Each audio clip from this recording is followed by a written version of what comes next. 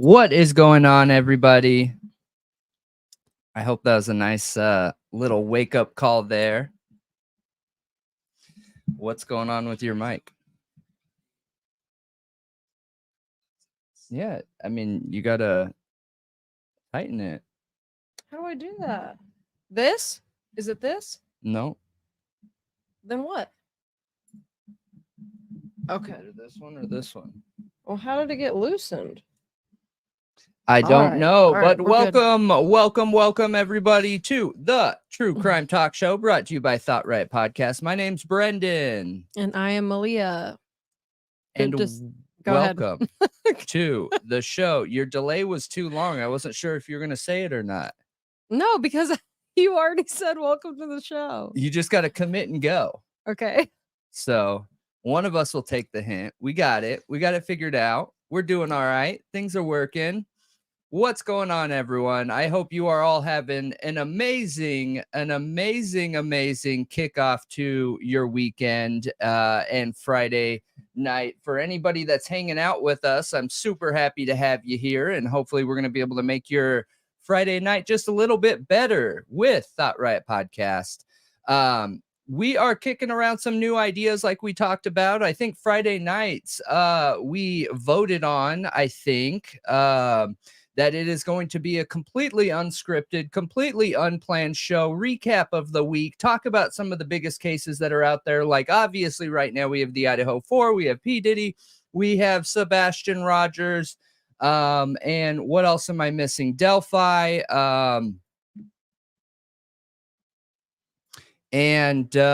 yeah, so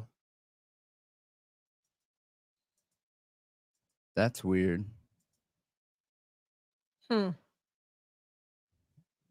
It was saying that I don't know.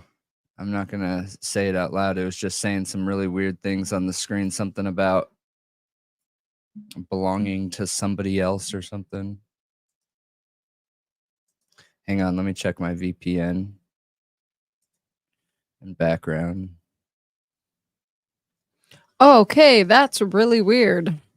But tonight, I definitely want to talk Katie Proudfoot, Sebastian Proudfoot's mother's response to what we talked about last night on the show, which was Seth Rogers, the biological father, coming out on Justin on TikTok's channel during an interview and saying, trigger warning, okay,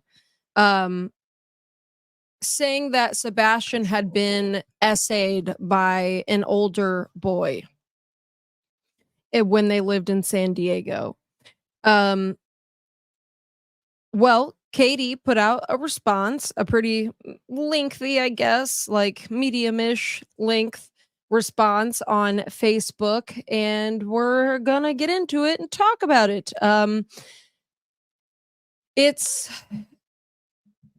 a hard situation. It truly is. This whole thing. I think every parent is at their wits' end, if I'm being honest. I think most family members that are involved in this are at their wits' end, and it's an awful situation. Like, you have Seth, who is working so hard to find his son, and he's just dealing with people ripping down flyers and making threats. Like, they're all apparently dealing with threats and people stalking them. I just really still am asking the question, you guys, like, who has the motivations to do that? Like, who is that benefiting? It's really strange to me. And YouTube's acting. Let me know, you guys, if YouTube's acting funky. Sorry, I don't mean to cut you off there, but it's saying that our bit rate isn't good, and that's just impossible. We're like a terabyte down, and yeah, it's just not possible. But let me know if you guys are hearing any issues or whatnot. Sorry about that. Go ahead. Yeah, So- it's a super important topic. it is. And bit rate, that would cause choppiness. Yep. Okay, so if it gets a bit choppy, you guys definitely let us know so we can look into it. It looks like everybody's saying it's okay right now, which is good. But yes, it is an important topic. And also want to talk a little bit more about the Kohberger hearing because I've had more time, obviously, to think about it. I also heard some arguments about it that kind of differ a bit from my own. And I don't know. I think a broader understanding is always good in these situations. Try to look at it from other perspectives. And there's also been an arrest in the Diddy case, which, whoa, you know? So we can talk about that some too. Is there anything you wanted to talk about? No, not necessarily. I mean, those two were really important topics I wanted to talk about. I was also doing a little bit of research on the Idaho 4 case and just some of the background bias of what you can expect to see in a jury trial and what is the main bias that we see in cases normally. And if what we saw the other day is anything, if there's ever been a history of that or anything even remotely close to that in any other case that's relevant, that has some background information and data, I doubt that it's a first. You know what I mean? The wheel's been created. It's not about recreating the wheel. It's about using the tools that are already there. So, you know, I just went digging, and it would be good to talk about that a little bit. For sure, for sure. I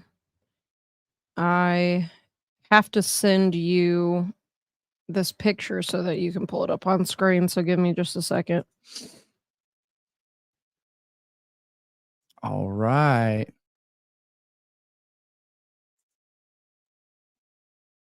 I meant to do it before we hopped on here, but I forgot. There's actually a few things that I want to talk about when it comes to the Sebastian case.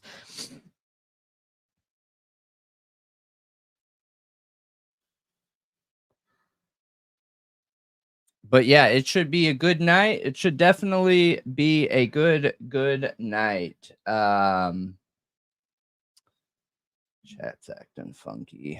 I gotta record it. But yeah, so what do we want to get into first? You want to dive right into the Sebastian Rogers topic right now? We can. Yeah, that's what I would like to get into. It's been one of the main topics that the community has been talking about, has been a really important topic. Obviously, we've talked about it a couple different times. And the new information, I think, is really important because it's splitting a line down the community of people that are saying, like, look, that information shouldn't have been brought out. Okay, we need to stay focused on finding him. However, there is a very big part of this case and finding him that can lie with the person that caused him to go missing, whether the reason is good faith, bad faith, or other.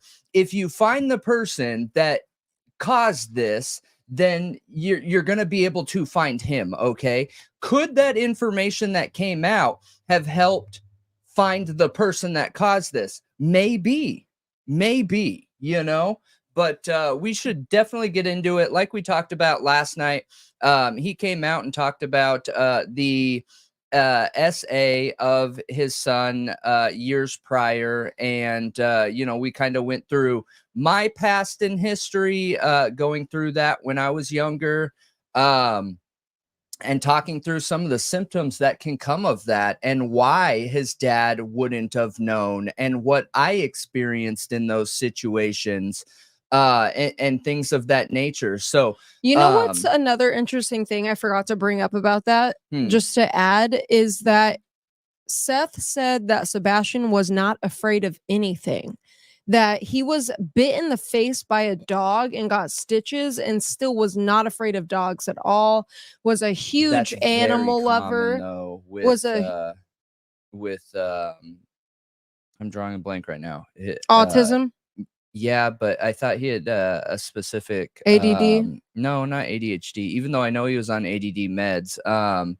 I thought they were talking about the specific type he had, and I'm just drawing a blank. I was listening to it way earlier this morning. It's the first one I listened to. Anyways, moving on. I thought the type he has, they tend to relate and draw comfort from animals. So a lot of times, like when they go to special schools to yeah, I think it is a chromosomal.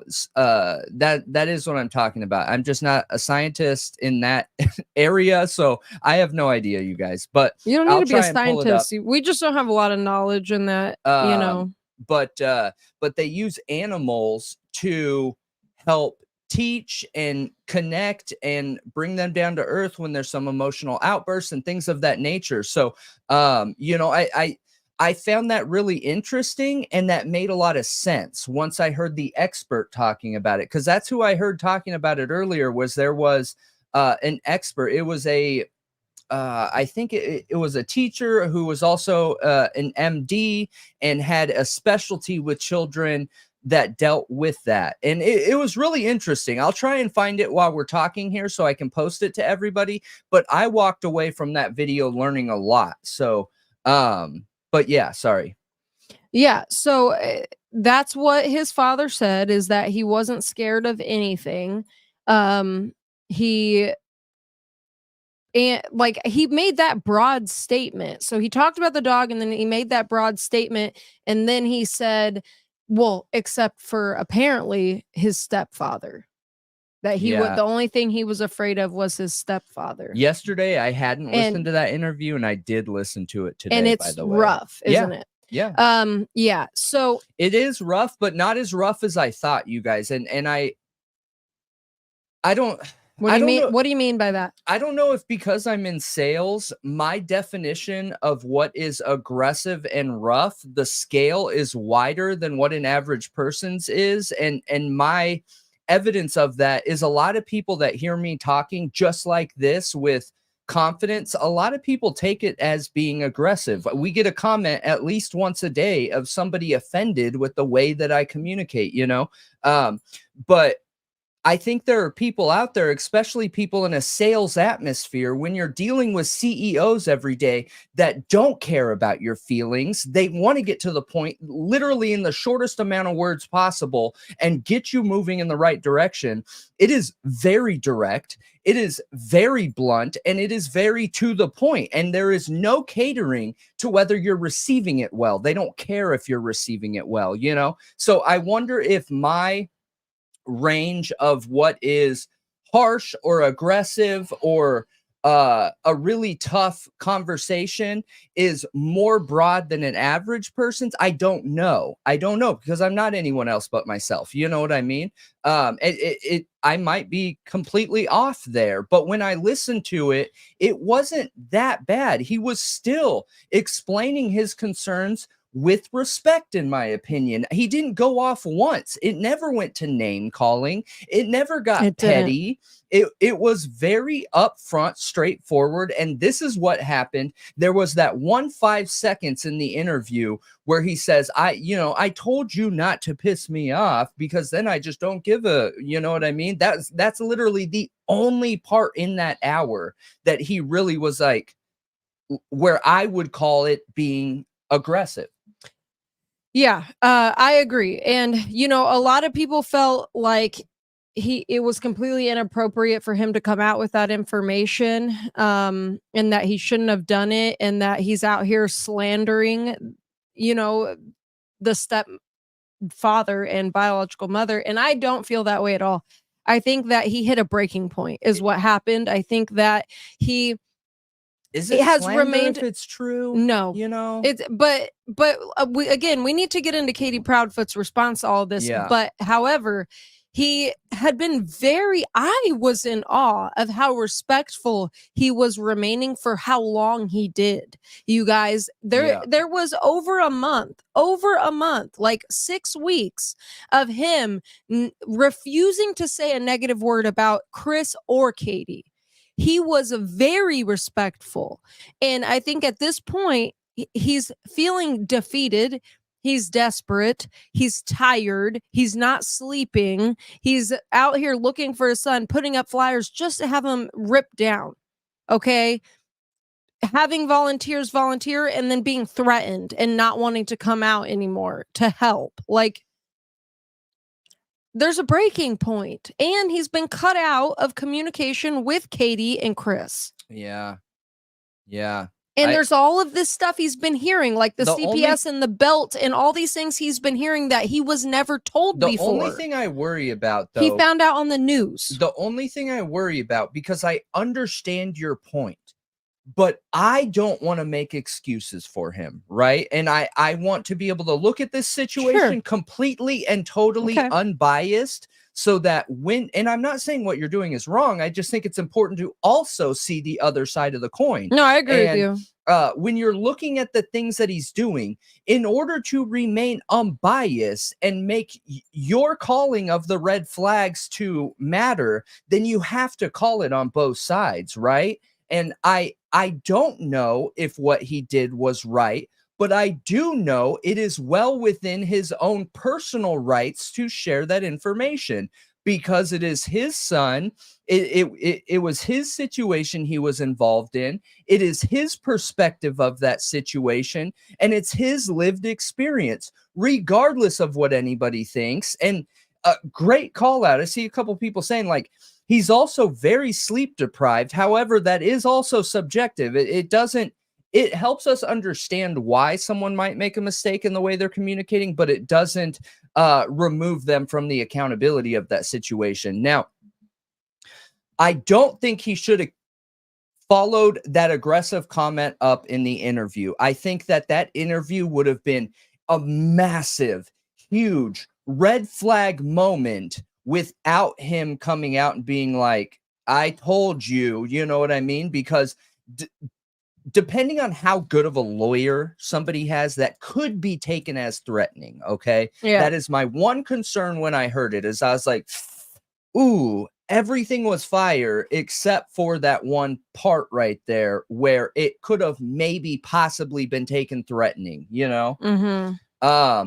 But it's interesting, and I agree with you. For me, it makes sense. He's a human being. He's hurting. He is sleep deprived. He's going through a lot, so I understand why it happened. However, if I could make one correction, that would be it. Yeah, sure. I understand completely. I mean, I think it's important to, as you said, to look at it from both sides, which is also why I want to talk about Katie's response. But I'm going to have Brendan pull that up right now. If you could just pull up the email. Yeah, let's pull up a picture for anybody new, though, because we're kind of jumping right in here. We are jumping right in. So if you don't know who Sebastian is, the night of February 25th, his mother told him to go to bed, and around like 9 o'clock, and he did go to bed.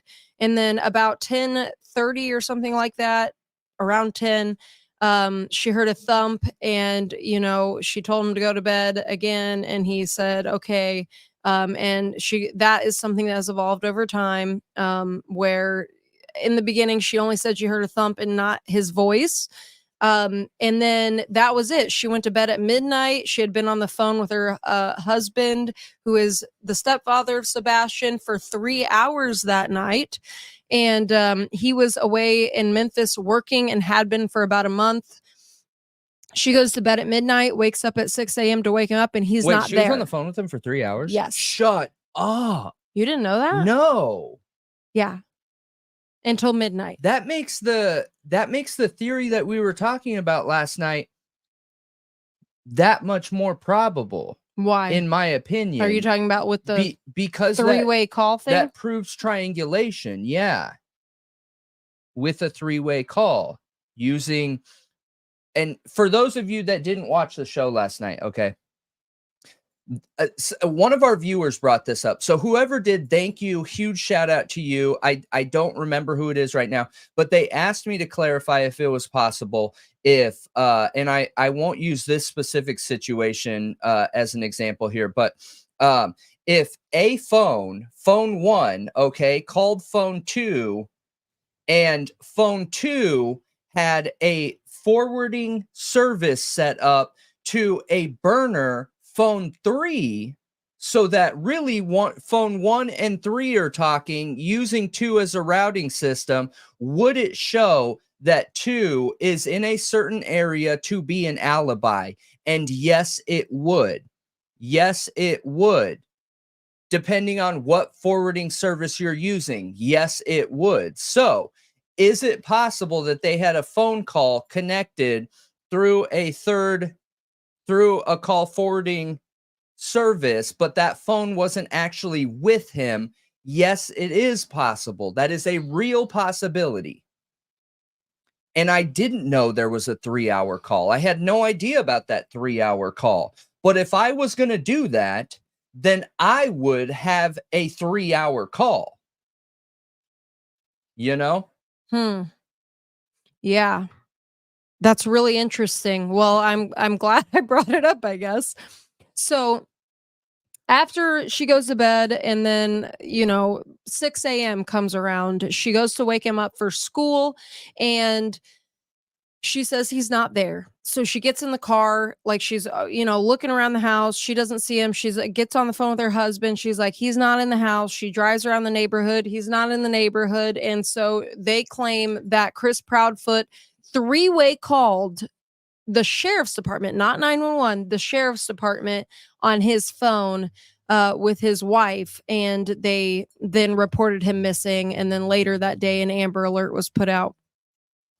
And he hasn't been seen since. And that was the morning of February 26th. And there are no leads. They claim the only thing missing is him and a keychain flashlight. He didn't even take shoes.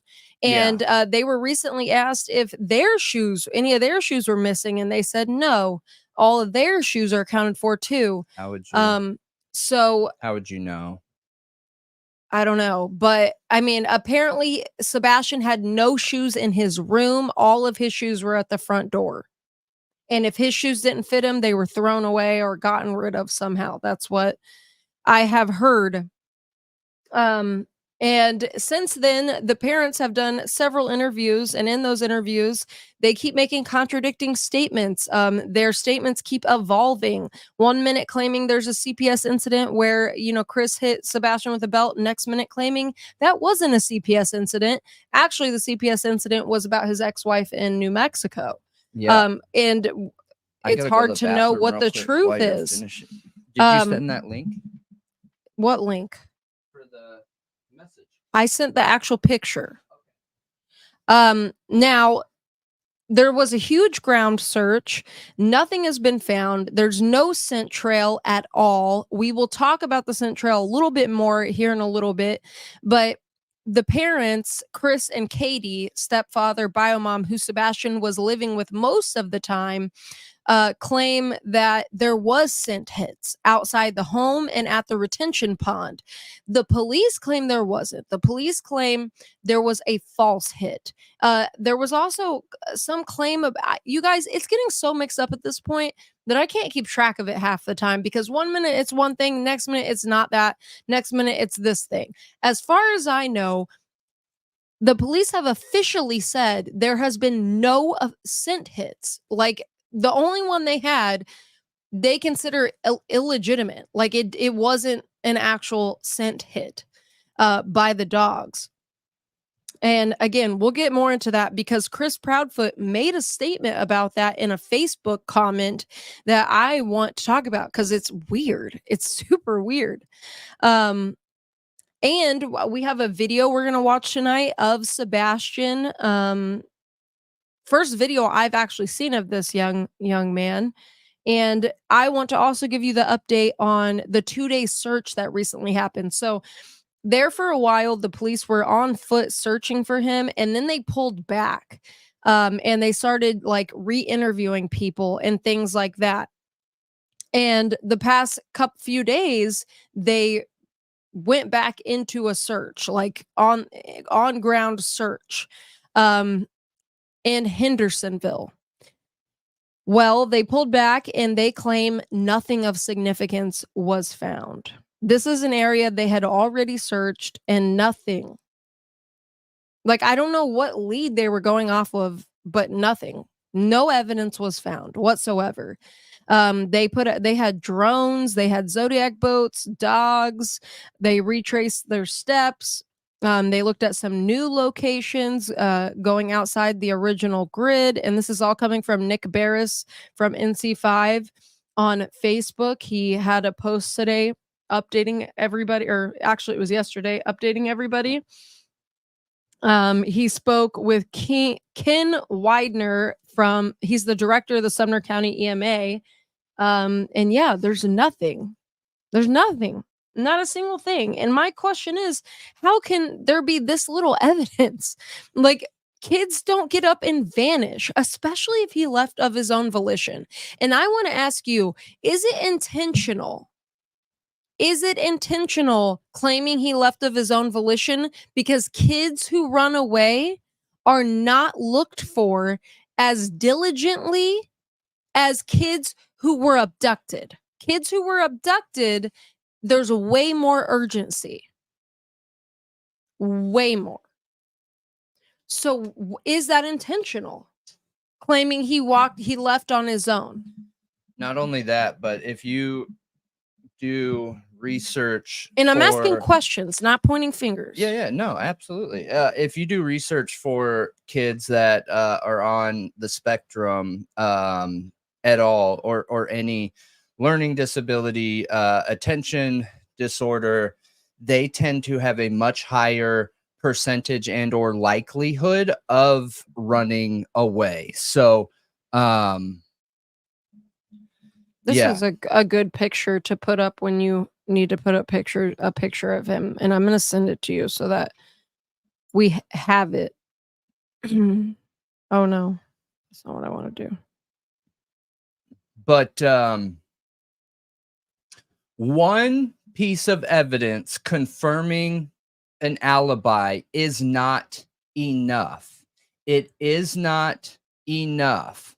So it's interesting. Pull up the email. I agree, it's not enough. Just because anything technology can be manipulated, period. Point blank. Mm-hmm. It can be manipulated. Which one? Yeah, we'll do that one first.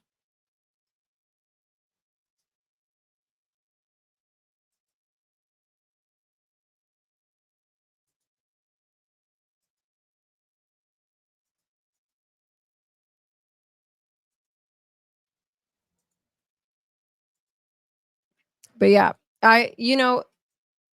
from what I've heard, the Proudfoot's phones were taken, but Chris got his back very quickly, and Katie, hers was gone for a while. Like they kept hers for a while. And I'm assuming that's because they believe that Chris Proudfoot was actually 3 hours away and Katie was the only one there. Look, this is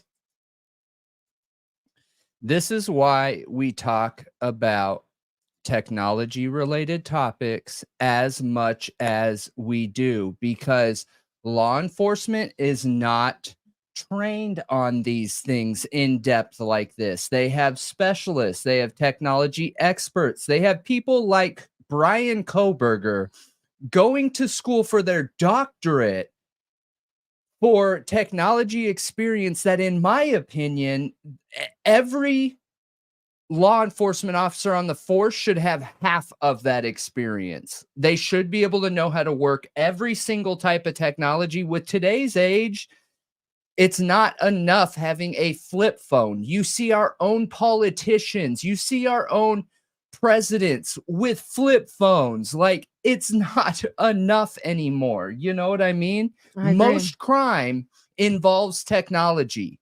Any real crime, like something that's not a drug addict trying to go to a corner store with a firearm, something like that, right? It all involves technology. Mm-hmm. So which one did you want to get into? That one. Okay. Katie Proudfoot's response to the essay allegations levied by Seth Rogers. Okay. So Did you give a rundown of what the allegations were? We and did trigger earlier, warning? but yes, trigger warning. This has to do with child sexual abuse. The other night on Justin on TikTok's YouTube channel, Seth Rogers, the biofather of Sebastian Rogers, the missing 15-year-old autistic kid we're talking about here, he said that Sebastian, while living in San Diego with his mother and stepfather, was basically neglected, that they didn't check on him like they should, and they were letting a 13-year-old boy come play with him, and while he was doing that, he abused him, and took his innocence, as Seth put it. So, I mean, there's been mixed feelings about it this whole time since that was said a couple days ago. And Katie has come out and spoke out and basically confirmed what happened, but refuted some details.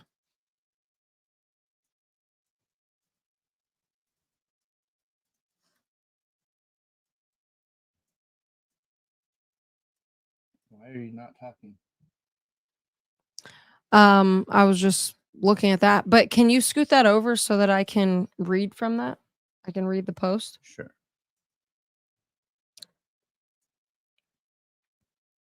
Okay, I'll just read it here.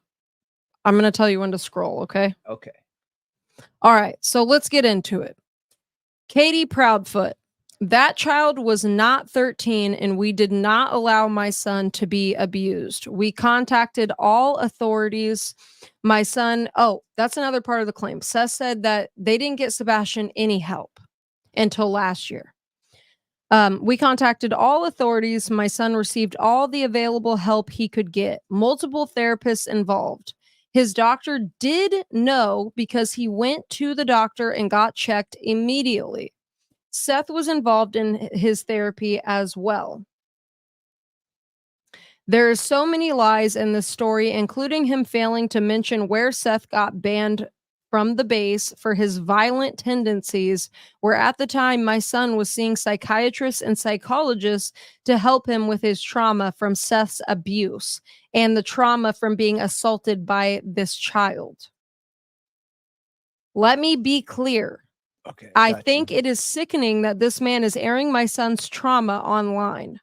My son deserves better than that. When we find him, and I believe in my heart we will, the truth will come out. He is doing his best to slander us as parents, but my son is loved and cared for and always will be. I think you might need... Okay. I gotcha. Yeah. Public opinion based on lies, assumptions, half-truths is rampant because of things like this, which has nothing to do with finding Sebastian. I will not stoop so low as to partake in a back-and-forth argument with him. God knows the truth, and the truth always comes out. Please stop the madness and focus on finding Sebastian, because that is the most important thing. All right, you guys, right away... This feels like a lot. I haven't really heard Katie talk this much. Period. On any platform, really. Yeah, she didn't. In my opinion, this is not just to set a premise of my opinion of it, this is not a good defense response. I wonder, okay, because they were silent for so long, and they have been... If it's true what we're hearing, okay, let me say it like that. If it's true, they have been on top of every statement that the birth father has been making in every interview.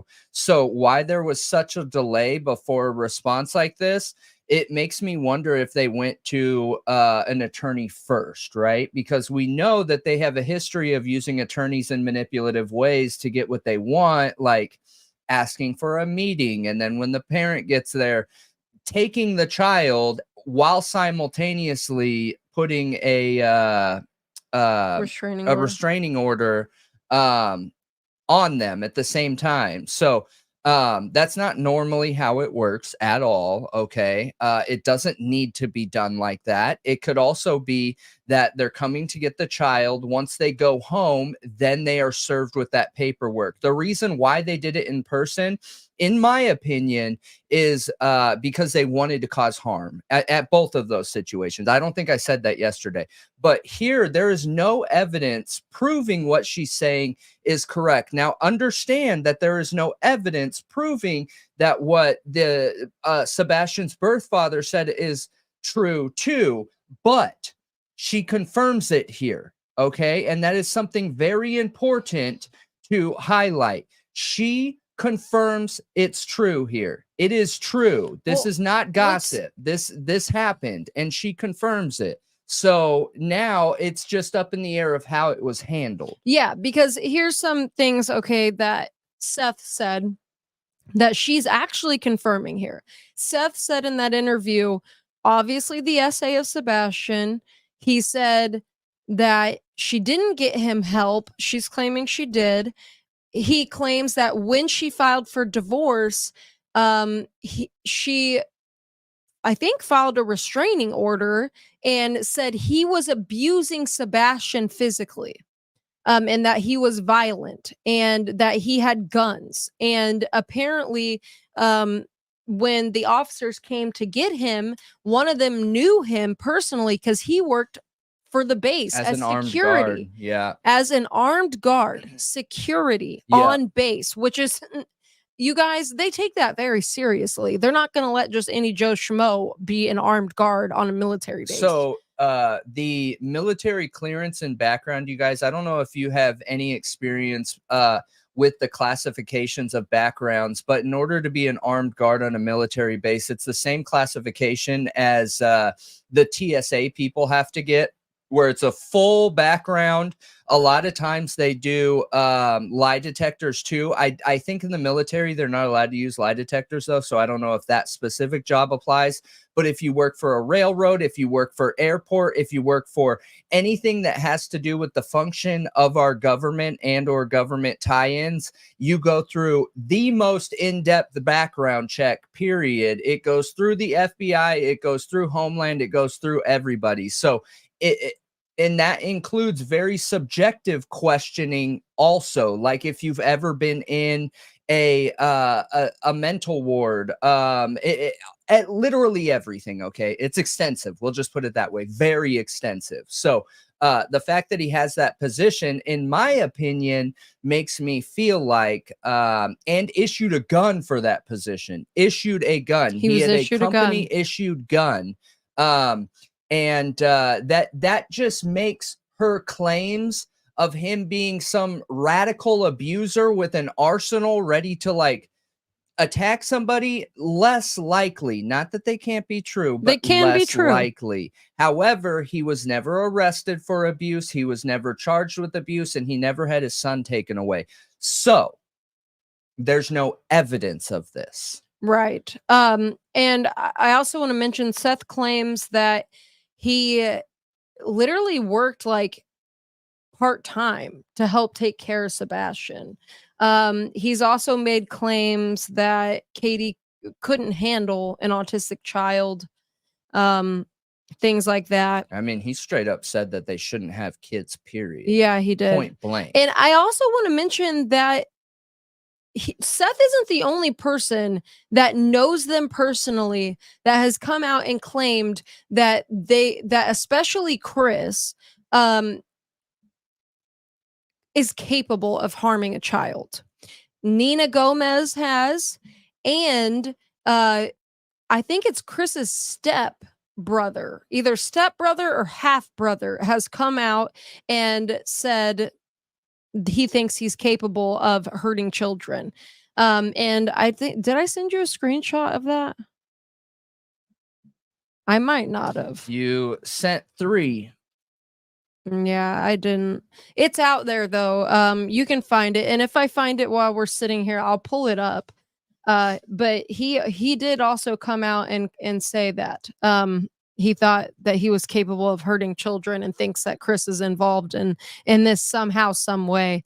And while I don't want to point fingers like that, because I think there is a chance that they're not involved and these are just desperate parents who maybe they are not the healthiest. Okay, maybe they haven't handled things the best in their past.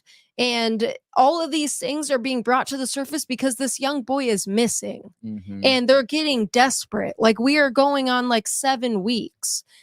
So I think it's possible things are just crumbling at this point. Their relationships are crumbling and they're starting to point fingers at each other. But I see major red flags here.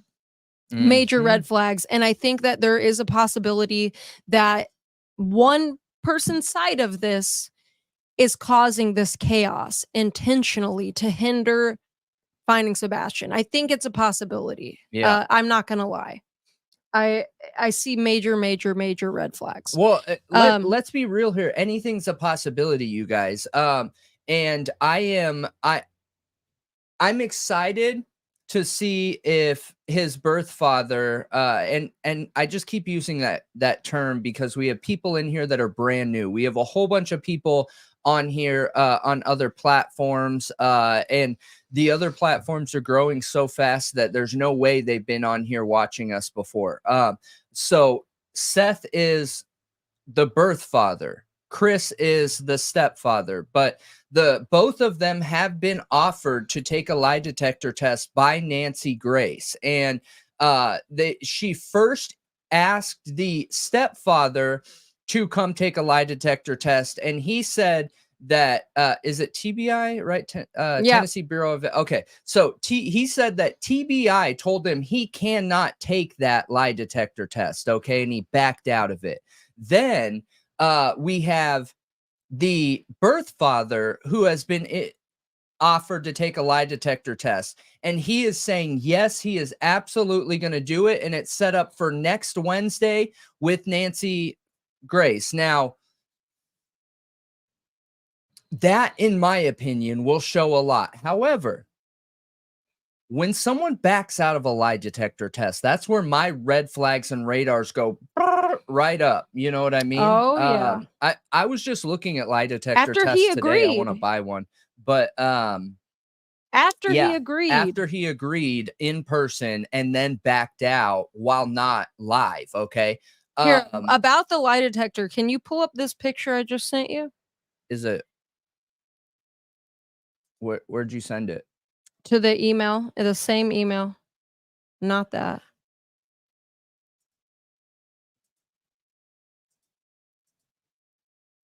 That. Okay. So these apparently are messages that Chris Proudfoot, I'm assuming, sent Smiley Stories World, who, by the way, if you guys want to hear where Chris details the CPS thing, okay, that he then later changed on Nancy Grace, changed his story, it is on Smiley Stories World's YouTube channel. They hopped on unexpectedly, Katie and Chris, and did a interview with her. And it's very interesting. So what's important on this? The text messages that she screenshotted. Okay, so okay, just read the, can you zoom into the text messages a little?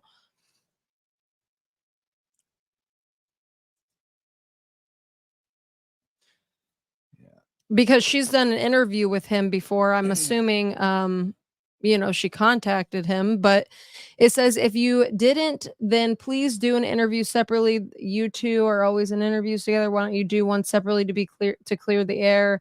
We want Sebastian found. So this is her contacting him. And then she says, you told Nancy Grace you would take one. If she scheduled one, dude, come on, let's clear the air. It will shut up everyone. Again, if he passed it, she's absolutely right. He could be like, told you so. I mean, it doesn't necessarily clear the air. It doesn't clear the air. Especially now. This far into it, I have a lot of red flags that I need answers to. So it doesn't necessarily clear the air. But however, it would help. I am much more willing to look at other possibilities in my own opinion, right? And my opinion doesn't mean anything, you guys. But just for my own opinion, yes, it would help. It Absolutely. would. So Chris replied, "You are correct. I did. And I also informed Ellie that I was doing that. Ellie then told me they were going to administer the polygraph themselves. When I was told this, I informed Nancy's team and told them I would let them know after that was done. I haven't told her I wouldn't do it. I told after Ellie conducted theirs. But see, she hasn't told you all the truth either." So he's basically saying Nancy Grace is lying, that she's not telling the truth. Mm. And she says, Mr. Chris, I think the last thing you want to do is call Nancy Grace a liar. Yeah, she's going to blast you if that's not true. Yeah. Just saying. Yeah. She's going to blast it to the world if that's not true. Yeah, I agree. And I agree with you that there is no reason, none, period, point blank at all, any reason why you can't do 2 lie detector tests. One does not make the second one null and void. That is ridiculous. That is so absolutely ridiculous. You can do many. Yeah. If anything, it would strengthen the argument and Yes. innocence to say, 2 experts, two different experts have cleared me of, this. Absolutely. So the fact that he backed out, in my opinion, is a massive, major red flag that needs to be answered. It needs to be answered. Come on. Like this is wild. This is wild. Absolutely wild. Yeah. And maybe there are details behind the whole Nancy Grace thing. However, here's the facts. The facts are she set up out of her way and paid to have him take a lie detector test, and he backed out. So in my opinion, like, it doesn't look good. It's like first impressions, you guys. You only get one. Okay, he had the opportunity to take the lie detector. What do you think law enforcement's going to do? If you take that lie detector test, we're arresting you, buddy. It's not going to conflict with TBI's lie detector. I absolutely agree. So if by chance TBI asked him not to take it, why? Because they don't want to seem like Nancy Grace has more funding than they do, when clearly she does. There's just no point. There's no point. I see no reason for them to tell him not to do it. Yeah. Too much caffeine. Okay. Well. I feel ditched. I want to let me try to bring something up. Hopefully he pulled it up. Let's see. Okay, here we go.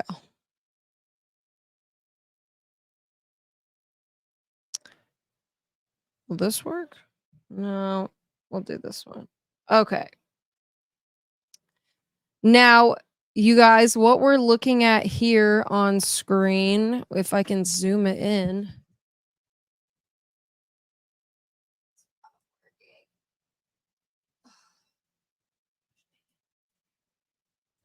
Okay. I just recently saw this. This is Katie Proudfoot, and I saw some discussion about this, and I'm just curious what everyone thinks, because I don't know if I can hang my hat on this being messed up or not. Now, I see some concerns. I do see some concerns. So this is Katie Proudfoot posting to this page, Hip Gallatin, and trying to get a babysitter. So it says, "Good morning. I was wondering if anyone is doing childcare for the hybrid children.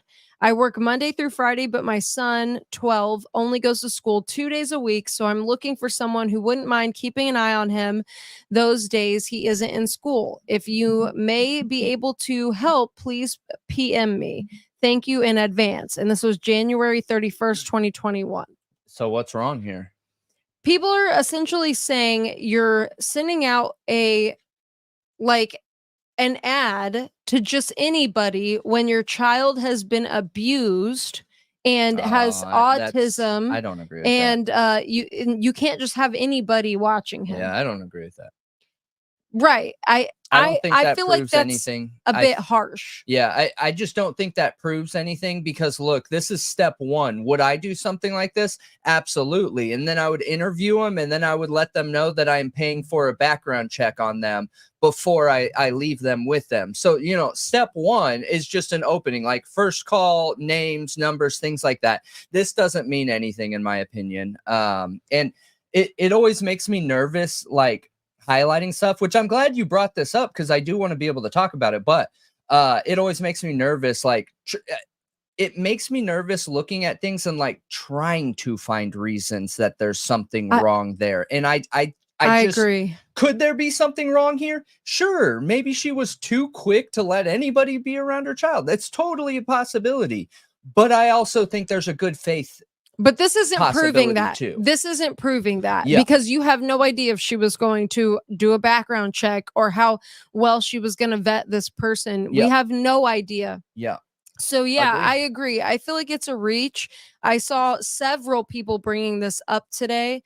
And I just, this is where, like, I feel like people aren't being fair anymore. Like, you're stretching, and there's so much evidence here. There's so many red flags. We don't need to like stretch to make things fit. You know what I mean? Let's let things speak for themselves. And I feel like that doesn't speak negatively about anybody, to be honest. I don't think there's anything wrong with it.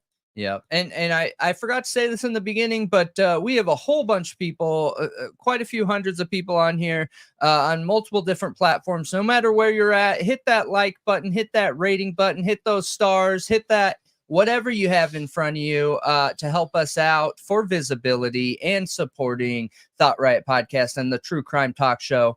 And yeah, we appreciate you for it.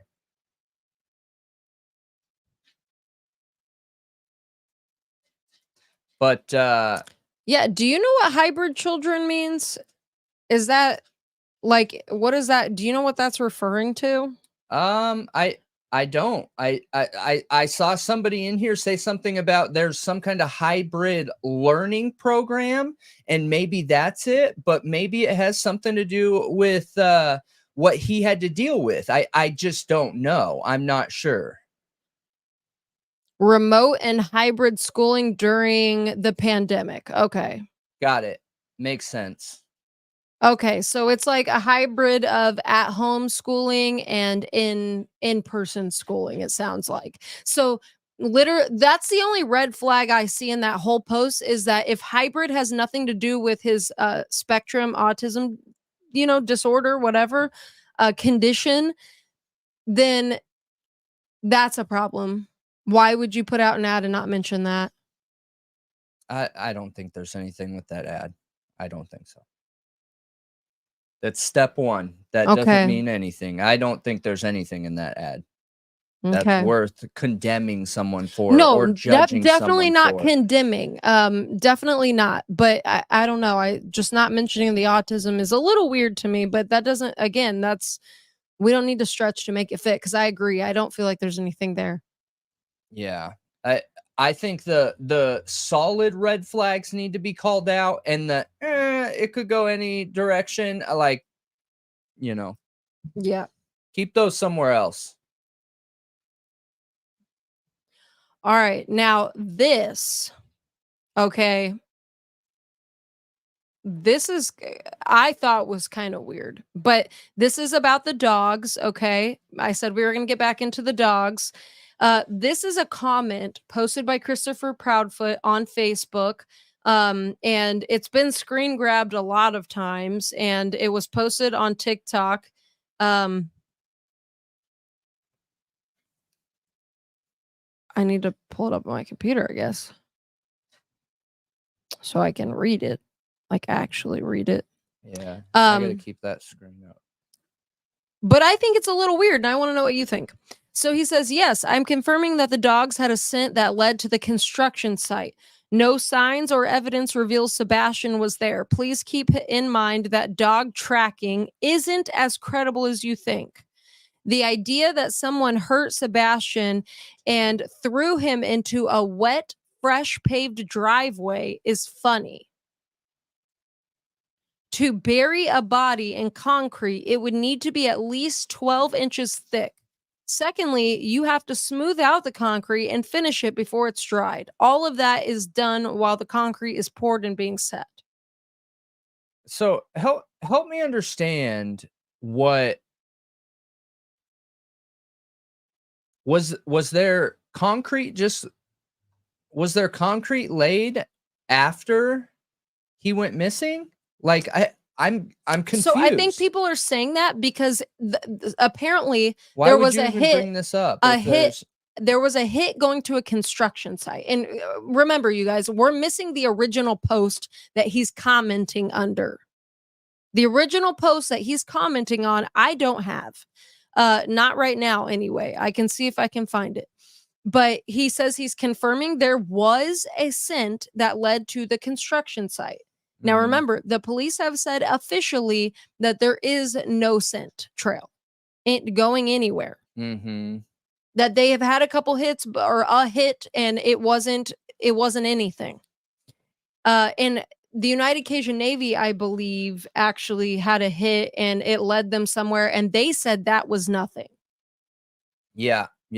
I'm just curious about the concrete. I think we should highlight that. Construction site. I hear you, but that's talking specifically about a driveway. I forgot to mention. So in their neighborhood, there is construction sites because homes are being built. So maybe that's what's going on here. Okay, well, we should just highlight that and we'll do some digging into it. Because yes, I think that statement could be a red flag statement. And why I think that could be a red flag statement is because when somebody's talking about putting a body under concrete, why you're pretending like they're talking about an entire body being covered by concrete, I don't know. Driveways aren't 12 inches thick. I think if I'm remembering correct, depending on where you're at in the country, whether it's California rules or something else, it's like 4 inches thick minimum for concrete. I've never worked concrete or anything like that, but I think it's 4 inches. Now, what I would assume, like I feel like most people would assume when they're talking about putting someone under concrete or anything, they're talking about digging a hole, putting something in that hole, and then covering that with concrete, which, mind you, the dogs would pick up, you guys. They Absolutely, would. 100%. Yeah. They would smell it through the concrete.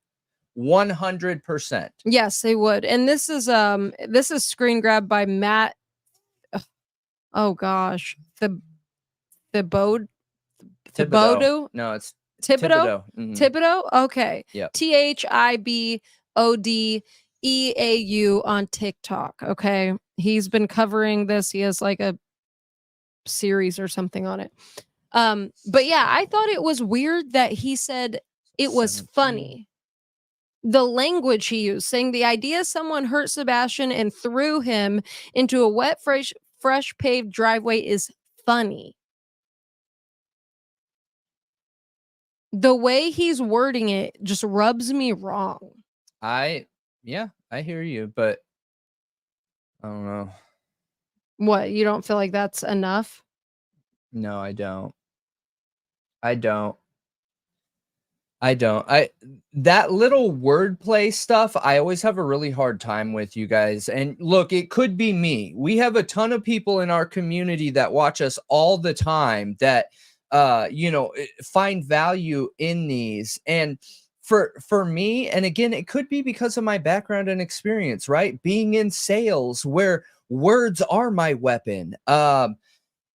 I just don't have a lot of value in words, and especially being somebody who deals with ADHD that's not treated with medication, like a lot of times words get mixed up. So I just have a hard time holding people accountable to just words when the meaning is what matters. The intention behind it is what matters.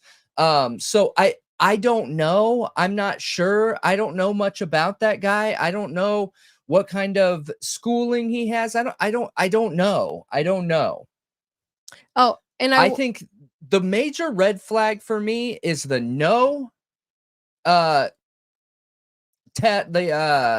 lie detector test, backing out of a lie detector test, and the cell phone. Those are massive red flags that I think need to be followed up on. And I think they should be. So what TBI should be doing is tracking him to wherever he was staying for that entire time leading up. So you have to drive to Memphis from the Nashville area, right? That would include gas that you would have to stop and look at. That would include all kinds of different stops, right? Well, track him. Where did he go? Okay. And use his phone to look at everywhere he went and then back that evidence up with video of those areas. And then, you know, dig through his phone, look into the applications. I assume, and this might be a major mistake on law enforcement's part, but in a situation like this, law enforcement already has the upper hand when it comes to technology because if a parent was involved, they don't want to say no.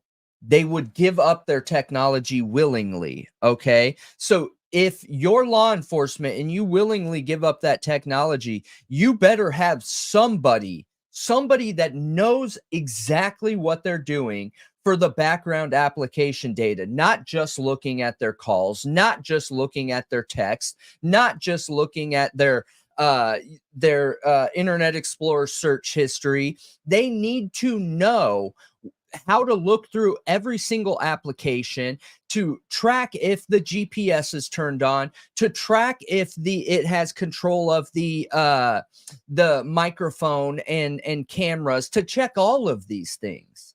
So I just hope they did their due diligence. Yeah, I hope they got a forensic download of Chris and Katie's and Seth's phones. I hope that they got a forensic download of anybody who saw him that day. And I hope they got a forensic download of his Nintendo Switch and Sebastian's phone. Yep. All of this little boy's technology should have been looked into extensively because I think it is an absolute possibility that he got picked up in a car by somebody, that he got lured outside and taken. I think that is absolutely a possibility. I agree. Who knows? Maybe that thud was him letting somebody in his room. Maybe somebody came over that night and the scent dogs aren't smelling for whoever that person is. And they did something to him in his room and took him, carried him out. Now, I have done a little digging. Can a person's scent be picked up if they're being carried? Apparently, it's possible, but less likely. Yeah, it's a lot more rare. Hairs are falling off, skin cells are still falling off. So it's still possible, but it's way harder. And the temperature drop with how little would have come off of him, like there was a huge temperature drop the next day, that could affect the dogs being able to smell anything. But if somebody came over that day and grabbed him and carried him out and took him out to a car, like, could that be why? Could that be why there's no scent? Because I've been thinking about that. Because I'm trying to look at it from every perspective I can. I think Katie's statement, even if it was written by Chris, because there are some red flags in there that could suggest he wrote it. I still think that there's a possibility they could have absolutely no idea what's going on. You know what I mean? Even though there's major red flags, again, like I said earlier, I think they could just be unhealthy people in a bad situation. Okay. A very stressful situation that are not making good choices. So I think we have to look at that possibility that he was lured out somehow on technology, like Minecraft, a Minecraft chat, a Roblox chat, any other online game. I want to know, did his Nintendo Switch have internet access? Was he allowed internet access on that? Because they claimed his cell phone was locked down. But what about the Switch? Yeah. Yep. And just to be clear too, you guys, everything that I'm expecting from the birth mother and stepfather, I want done and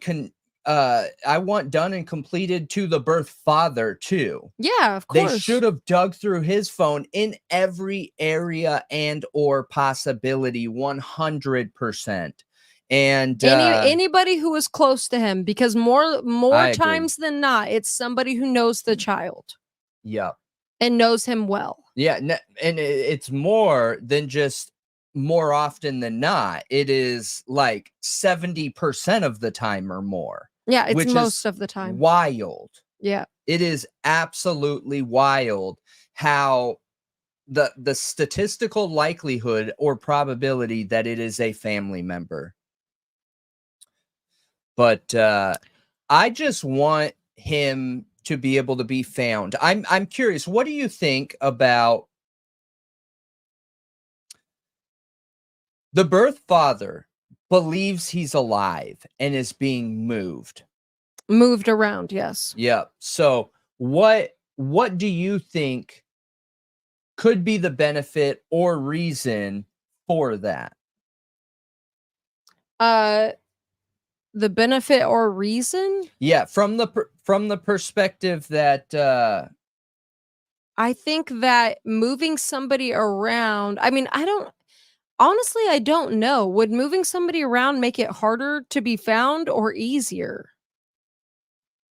Because you would think it would make it easier. Yeah, I don't mean from like that, like, why would somebody do that?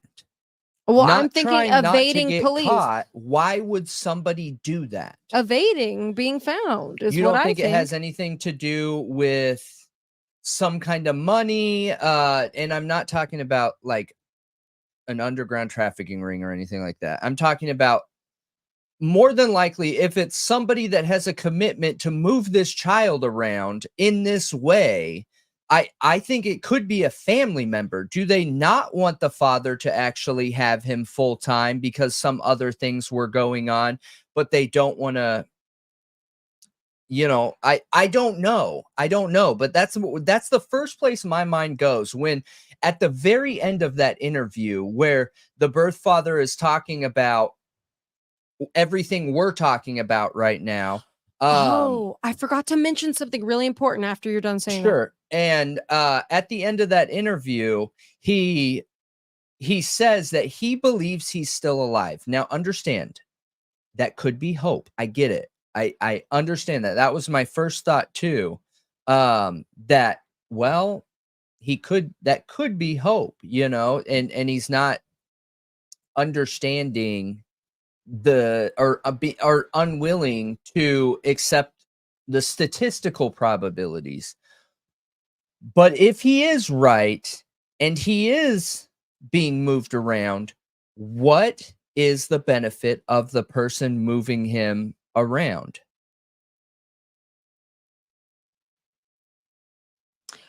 I don't know, but I want to say this. Seth did say that Chris, Seth got him summers and every other weekend and breaks from school. That was the setup. He stayed with his mom during school times. And then whenever he had a break, every other weekend, summers, he goes with his bio dad. Apparently, you remember how I told you that Seth was about to get him full time? Yeah. Well, do you know that situation? How the situation came up? Yeah. How? He didn't want him around the daughter coming to stay with them. Yeah, because Chris was trying to get his daughter, Faith, from Nina. They're still going through a custody battle. Yep. And also, but did you know that Chris was contacting Seth telling him that his relationship with Katie was on the rocks? And that they weren't doing good. Their marriage wasn't doing good. Okay. And he was also trying to convince Seth to take Sebastian and trying to convince Katie to give Sebastian up to Seth. Okay.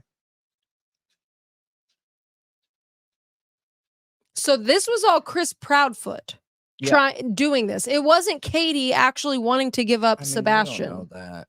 That's not something we know. It's not something we know factually, but this is statements made by Seth. What we do, yeah, but he doesn't know anything. Come on. Why What? when you're in a relationship, why would you talk to your ex about your current relationship? That just doesn't seem very likely. Talk to your ex about your current relationship. It's not his ex. Yeah, it's her. Katie isn't talking to Seth at all. Okay, this is Seth all is Chris. the birth father. Yes. And the stepfather is Chris. Yes. Okay, but you're saying Seth made a statement that Chris and her's relationship was on the rocks. That Chris was telling Seth that. Okay. Okay, so it still doesn't change anything. The same argument still applies that I don't think so. It was aggressive between them right away, okay? Right away. He said that he was only in their house for 3 days before there was too much animosity and it was too aggressive. I don't see them being lovey-dovey, you know, They such weren't. a close, right? So why would he share that? Okay, but you're not understanding that Chris right away said that he was the one talking to Seth every day. They both said that in the beginning, that Seth and Chris communicated so every day. I just don't see any value in that. I don't see any value in that. Look, the reality is, if one of these parents were part of it, the stepfather and the mother, there is no way one of them did it and the other one doesn't know. Okay. I do not believe that, especially since they were on the phone for 3 hours during the time that he went missing. None of those details matter. Here's the fact. Both of those people, the stepfather and the birth mother, agreed to let him go full-time to his birth father's house. It wasn't. The reason why doesn't matter. I see so many people trying to twist arms to make it seem like the mother is also the victim of this man. I mean, come on. She was a part of multiple situations that I see red flags on. How do we know she isn't the one driving this? Why is it automatically being pushed on him when we don't have any evidence? We do have evidence that those two were the last ones to see him, that those two were on the phone together, that those two had done some shady stuff to multiple people together where both were present. Yes, we do have evidence they both have done shady things together and planned things together. However, we do not have proof Chris had ever seen Sebastian, was one of the people that was the last to see him. We have no proof of that.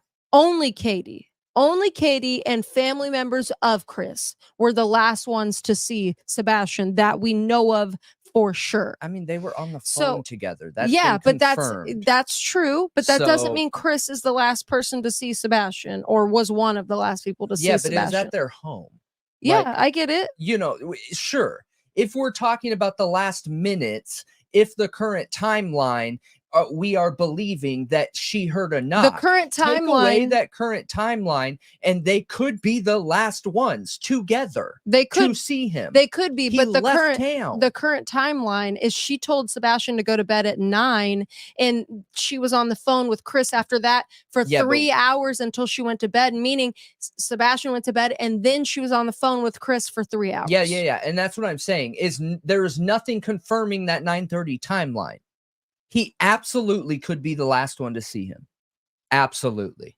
I think he could be too. Right. And I do think that we have to be careful not to, for one, point fingers at either one of them, just to ask questions, but also not lean more towards it just being Chris that is the red flag one. I don't think, because I do think that there's equal red flags towards both of them. Yeah. Especially considering and knowing that Katie was involved in the last little rendezvous situation having to do with Faith. Look, and picking her up from the airport. This is how I look at marriages, you guys. Marriages are a bond, legally, emotionally, socially. So if one person in a marriage of two does something heinous, like getting rid of a child in some horrible way, you are both guilty until one of them can prove they're not.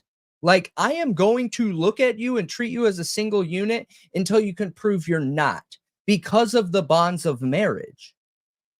I think that's the only fair way to look at it. Yeah, but my statement had nothing to do with just blaming Chris or anything like that. It was more about, it's interesting that Chris is reaching out to Seth, according to Seth, and saying, you know, I want you to take Sebastian. I'm going to talk to Katie. You know, I think Sebastian should come live with you, and that's the best thing for him. And I'm going to try to convince Katie of this. I think that is very, very interesting.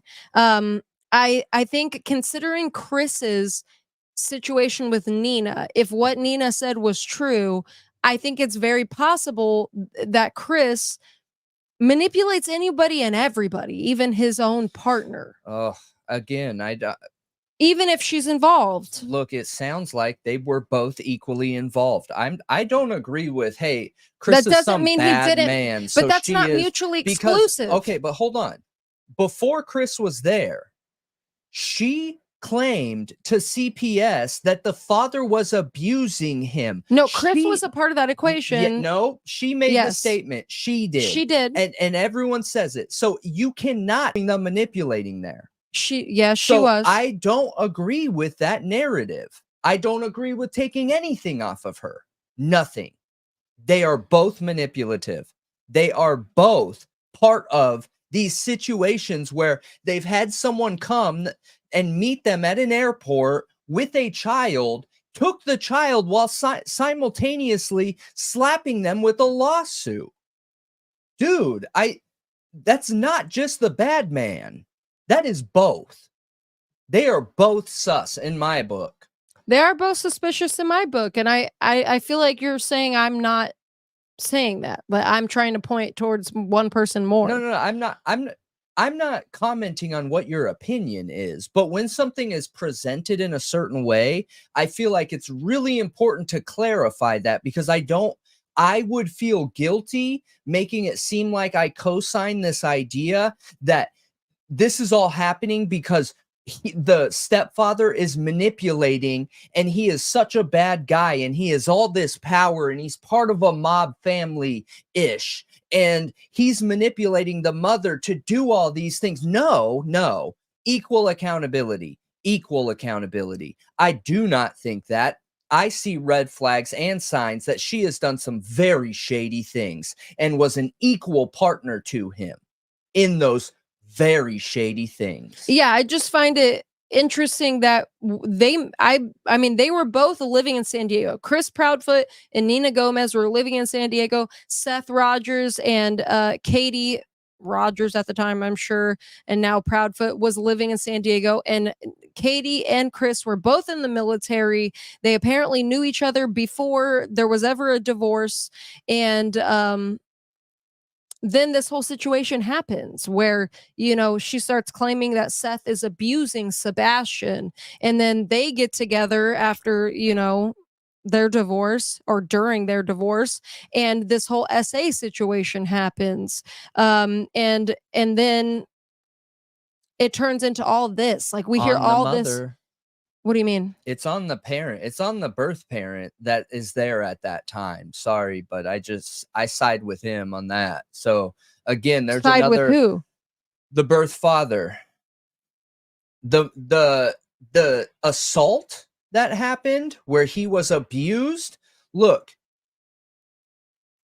until there's some kind of adoption, or in a situation when a child is raised by a step parent, therefore they would call them like regular dad, mom, or whatever, the accountability of that child goes on the birth mother or father in that situation. So when he was abused in that way, in that situation, I think that it goes, that's her accountability. Yeah. So again, that's more evidence why there's no trust there, and why I'm not okay with just making it seem like one of them is worse than the other, you know?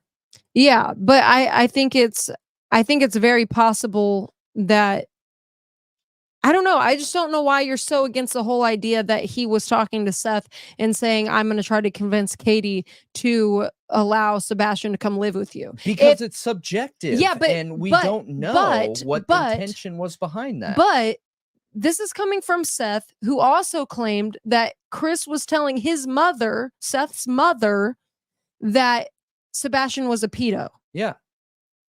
And he didn't want him around his kid. I just want to be clear when we're talking about these, because right now in the community and a whole, they are targeting the stepfather more than anyone to be the problem here. Okay. And I don't agree with that. I do not agree with that.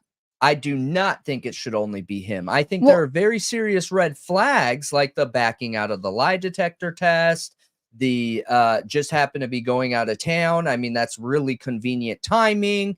Certain connections with the families where, you know, for whatever reason, his phone wasn't had even long enough for a technology expert to go diving into it. Like, I'm not okay with this idea that only he needs to be looked into. I think all three of them need to be looked into further and equally, but those two would be equal accountability around anything that happened to him while in their custody.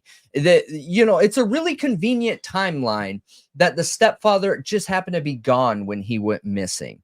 It's a really convenient timeline that while he was gone, when he went missing, they were on the phone together. Okay. For 3 hours. Right. It's a really convenient timeline that his phone was turned in. Seems like he has a perfect alibi. And here you go. And they didn't even have enough time to do downloads on the technology, which takes some time to do, to totally copy that device. It seems real convenient. But you know what I see through all of that? Her involvement in the whole thing. Everything. Yeah, I think what you're getting at here is that also not just only this, but I think there's a tendency in the public to feel sorrier for women and mothers and try to blame the man just because they're a man. It could be. I'm not sure what the reason is. Women can be just as capable of doing awful, horrific things. So we have to be careful not to just exclude them as a possible suspect because they're a woman. Yeah. Women can be extremely manipulative. They can be horrible mothers, abusive, and they can do awful things. Like it doesn't always just have to be the man. And I definitely see that catch-22 in true crime pretty often, where people don't want to suspect a woman of atrocious things.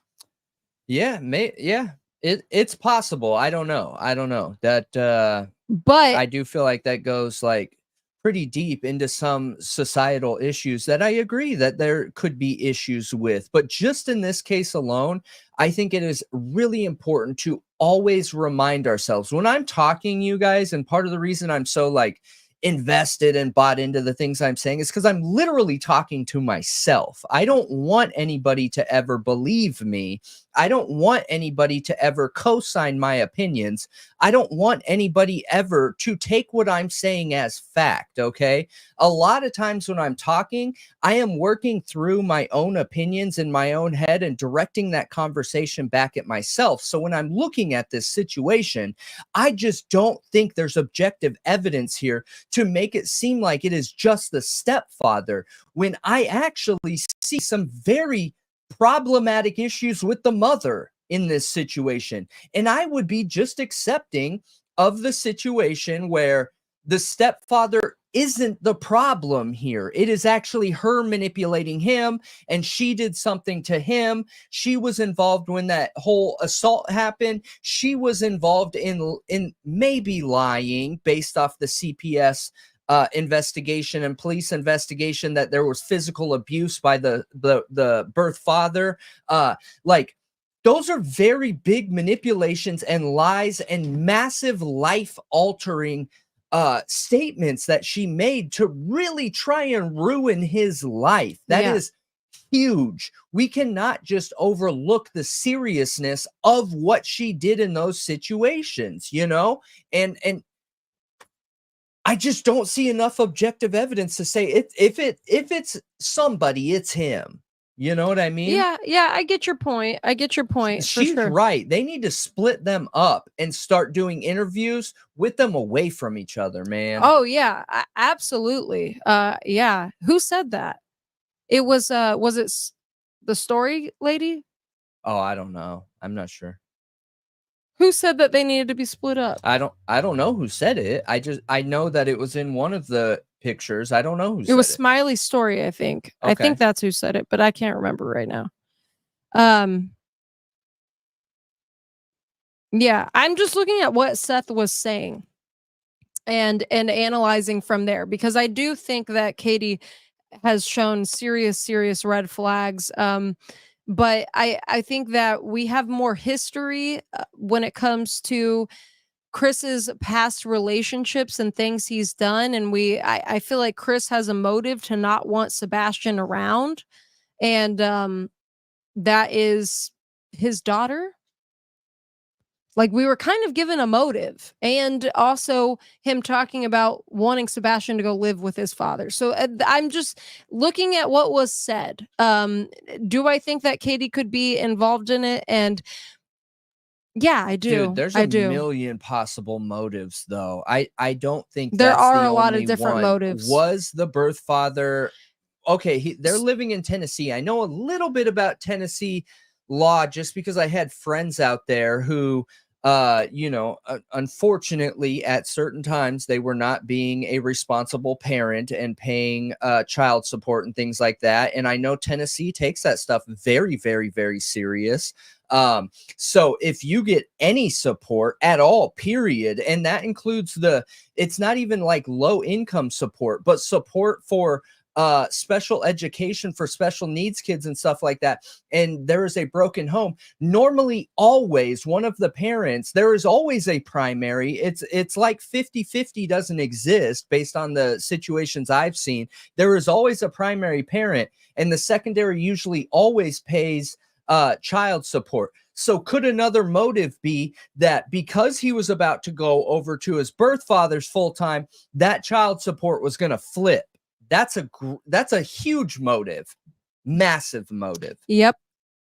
Massive motive too. And I also saw you know, somebody talking, but and just to be clear, I don't know any details about that. I don't know if there's child support or anything, you guys. I was just saying in general. I assume there would be, because usually the parent that the person is living with full time, they get child support.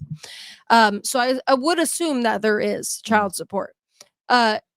So one thing that I was going to bring up was, gosh, I lost my train of thought. I'm trying to remember right now.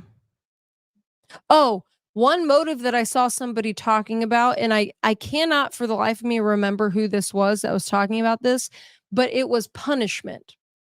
And apparently somebody, I think this person claimed to have had a call-in from Seth, and they did not post this online, so there's no proof of them ever talking to Seth.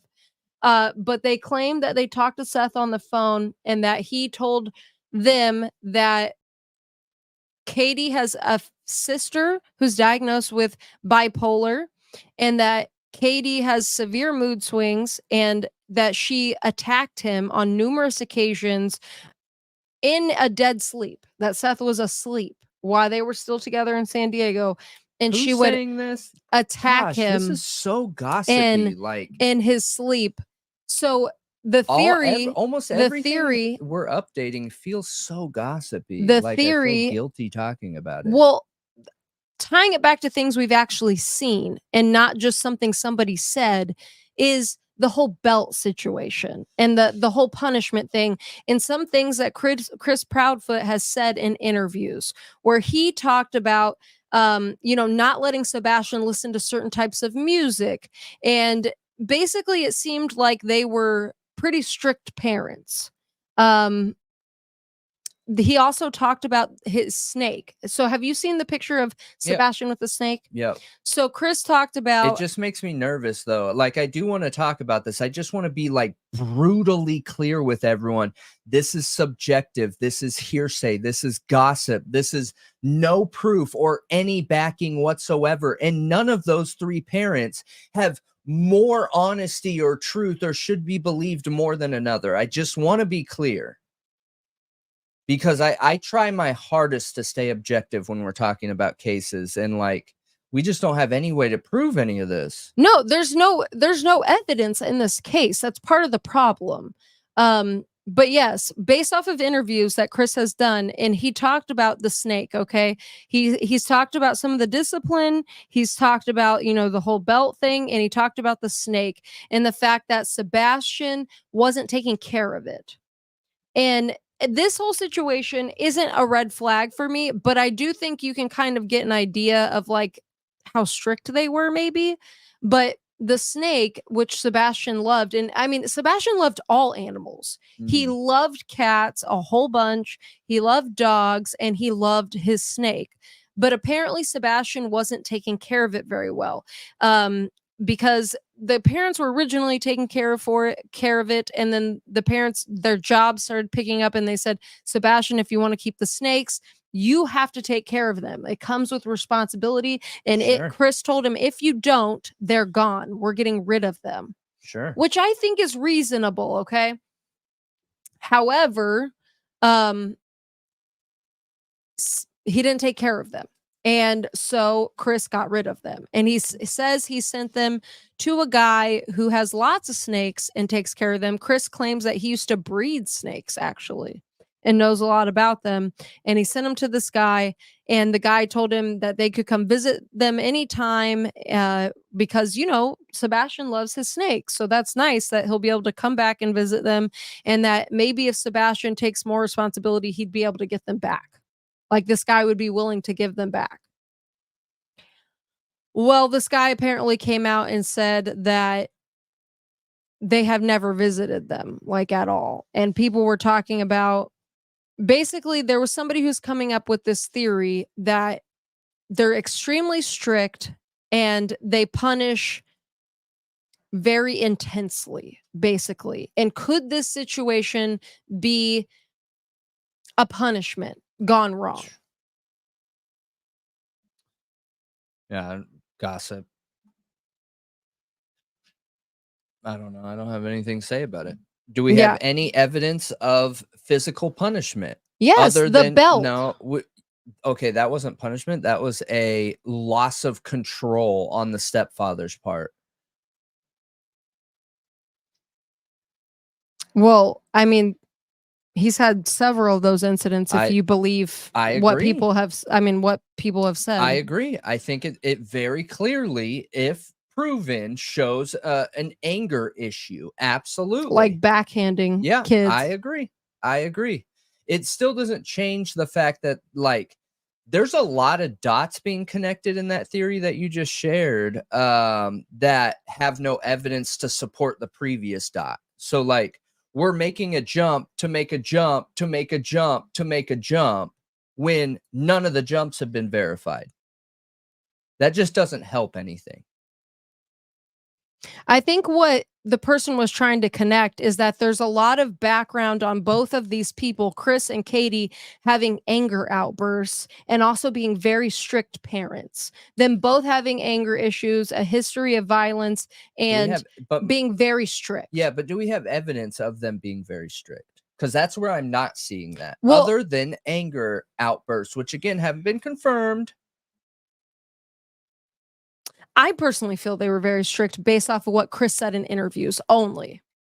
If like when the very first, I remember when I didn't know anything about this case, and the very first interview I saw was Chris and Katie. They were sitting next to each other and they were talking about the case and everything. And Chris talked about how he wouldn't let Sebastian listen to rap music. And he was talking about they wouldn't allow him on social media. Tennessee family. They wouldn't allow him on social media. And some other things. And I was like, It's a bit strict. They're a bit strict. I don't think so. I don't think I would call that strict. I just think that It's pretty sheltered. I don't think so. I don't think there's anything wrong with that. You know, there are a lot of music types out there that are not made for kids that He's not just a little kid anymore, though. He is a teenager. I mean, he is still a little kid. He does not have a frontal lobe. He is not old enough to understand the severity of having any kind of interest in guns if he's listening to rap music that rap put music a ton is of highlight on guns and violence and that lifestyle. He is totally a kid and totally unable to understand how important that is and why rappers rap about that to try and get out of their you know, hoods are not chosen. Like, you grow up in the hood and you are constantly just in survival mode. So a lot of people that go through that hood lifestyle are literally just trying to survive. And someone that's in their 20s can understand the difference of that and not listen to that music and be like, dang, that guy's so cool. I want to mimic that. My dad has a gun. Grab. You know what I mean? Yeah. I can understand why they would do that. I get it. Yeah, but there's not just gangster rap. There's many forms of rap that have nothing to do with guns or violence or women or anything. I hear you. I think, again, this is another very subjective topic that needs to be defined very clearly, because we don't even know if he heard one horrible rap song and was like, you can't listen to that music. Okay, what does that music mean? The stepdad could have been referring to that music as music that has content of that nature, not the genre. You know what I mean? You see how subjective this gets, how quickly? Like, there are so many undefined pieces of evidence and details in here. It could go any direction. And that's why I am always so nervous talking about it, because, you know, I agree that when the true crime community focuses on these things, hyper focuses, and starts creating storylines that, if they are not brutally transparent and clear that, hey, this is opinionated with no evidence, we are just coming up with theories and think tanking any possibility in any way that this could have happened, these can get a life of their own. And I'm not condemning anyone. I am pro think tank. Let those think tanks run. Just understand that we need to be very clear and transparent of what is a think tank and subjective topic, trying to connect hypothetical dots here and what has been proven as fact. You know what I mean? Yeah. But I think we should talk about these topics. No, I think we should too. I think the subjectivity of them, I think it's, I mean, we agree to talk about everything. We can bring up objectivity to the subject, to subjective conversations. And I think that's something we do well here, because I look into the subjective a lot and you're very, very overly objective. So we can find a middle somewhere. I agree. I think that's why our show is awesome, because look, a lot of social interactions and connections and details and feelings and everything having to do with that, a lot of times that goes over my head, man, and I can't even help it. And unfortunately, I miss it. In a lot of these cases that become major like talking points, like major areas of interest in the community, are usually the ones that are the most mysterious with the least amount of facts. The cases with the most amount of facts are not the ones that everybody wants to talk about constantly and over and over and over again. Idaho 4, not a lot of facts. Delphi, for a long time, there was next to no facts. We knew nothing about that case for a very long time. It was a lot of rumor and speculation. Same with Idaho 4, same with this situation. Many cases that people speculate about, it's literally because the authorities won't give us any information. Now, in this case specifically, you guys, I wholly believe the police know a lot more than they're letting on. I absolutely do. I just get that vibe and I get that feeling. I feel like they know what they're doing. And I hope I'm right. I hope I'm right, because if they don't know what they're doing, this is a mess. Yeah, Let's I be agree real. with you. And this is going to be really bad if they don't. But I do have a vibe that they are keeping a lot close to the vest. They know what's up here and they're building a case. Oh gosh, I hope so. I can only hope so. I think they're building a case right now. So funny bit of information here. Criss Cross was the first hip hop album I ever heard. Okay, ever. Actually, it's the first hip hop album Oh wait, was it? Yeah. Wait, was it? I think so. I think so. Or yeah, it was. And then I don't even remember how old I was, but the very next day I went outside wearing my pants backwards, okay? And I think I was around the same age as Sebastian. 15? Yeah. Do you want to know the first album I heard? Like it influences us. There's no way that we can No, say you're right. that stuff like You're that right. doesn't. So like I have a hard time putting someone down when they're like, no, they can't play that video game or listen to that music. Like if it has adult content, look, I get it. I don't know if I would do it to my kid if I did, but I understand. No, yeah, my opinion on the subject of this is, and it's only my personal philosophy, and I agree with you. If somebody doesn't want their kids listening to rap, especially like gangster rap, anything that has, is very explicit, okay, any kind of genre of music that is very explicit, I understand, because it is influential. And I can remember as a teenager listening to extremely heavy music about like heavy metal music and rap and hardcore music that talked about very violent things, but it was literally because I was such an angry teenager, and it encouraged that, it bred that, you know what I mean, until I became old enough to get over those things. But my philosophy is kids should be able to see and experience and hear things even if they're not the best, and then there should be a conversation. Yeah, I don't know what my opinion is. I don't know. But there are certain things. I just know that I don't think there's a right or wrong way. No, I agree. There's age appropriate ways to handle it too. Like this can be something that's, it goes in levels. It's not always the same for every age.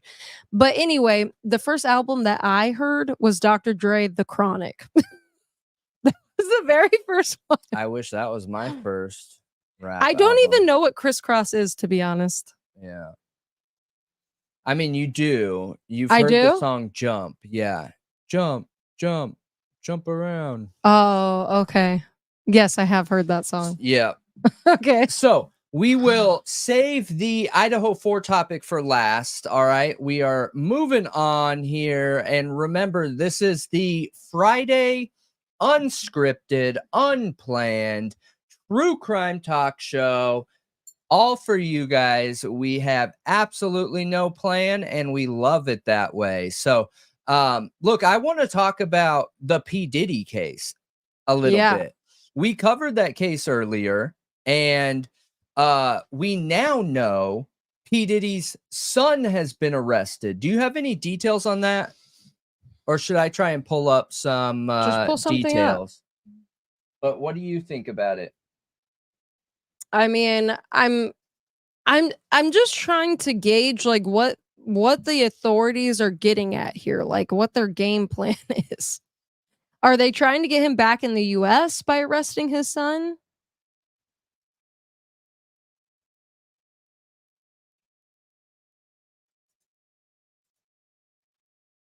You know what I mean?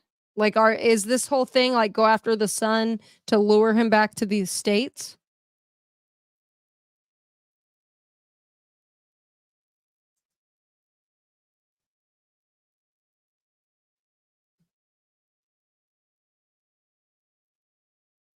I heard he was arrested, but I could be wrong.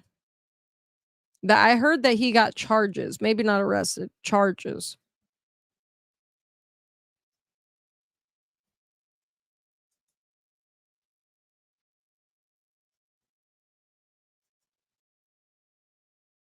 supposed to talk while I'm doing this. Oh, okay. Sorry.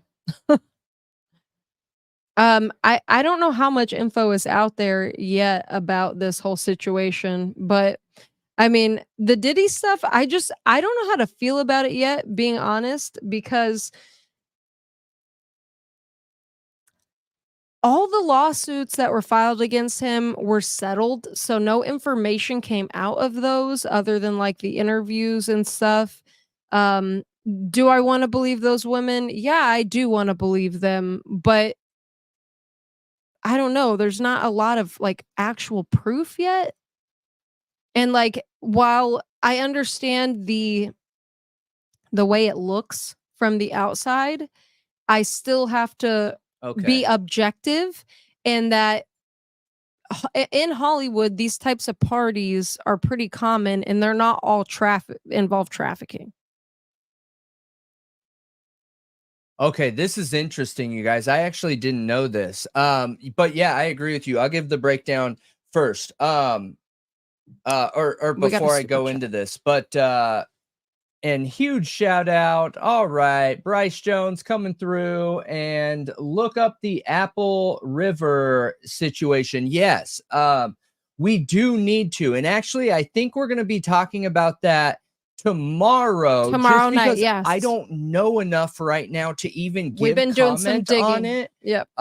So we will. Thank you so much for that, and we will specifically for you be talking about it tomorrow.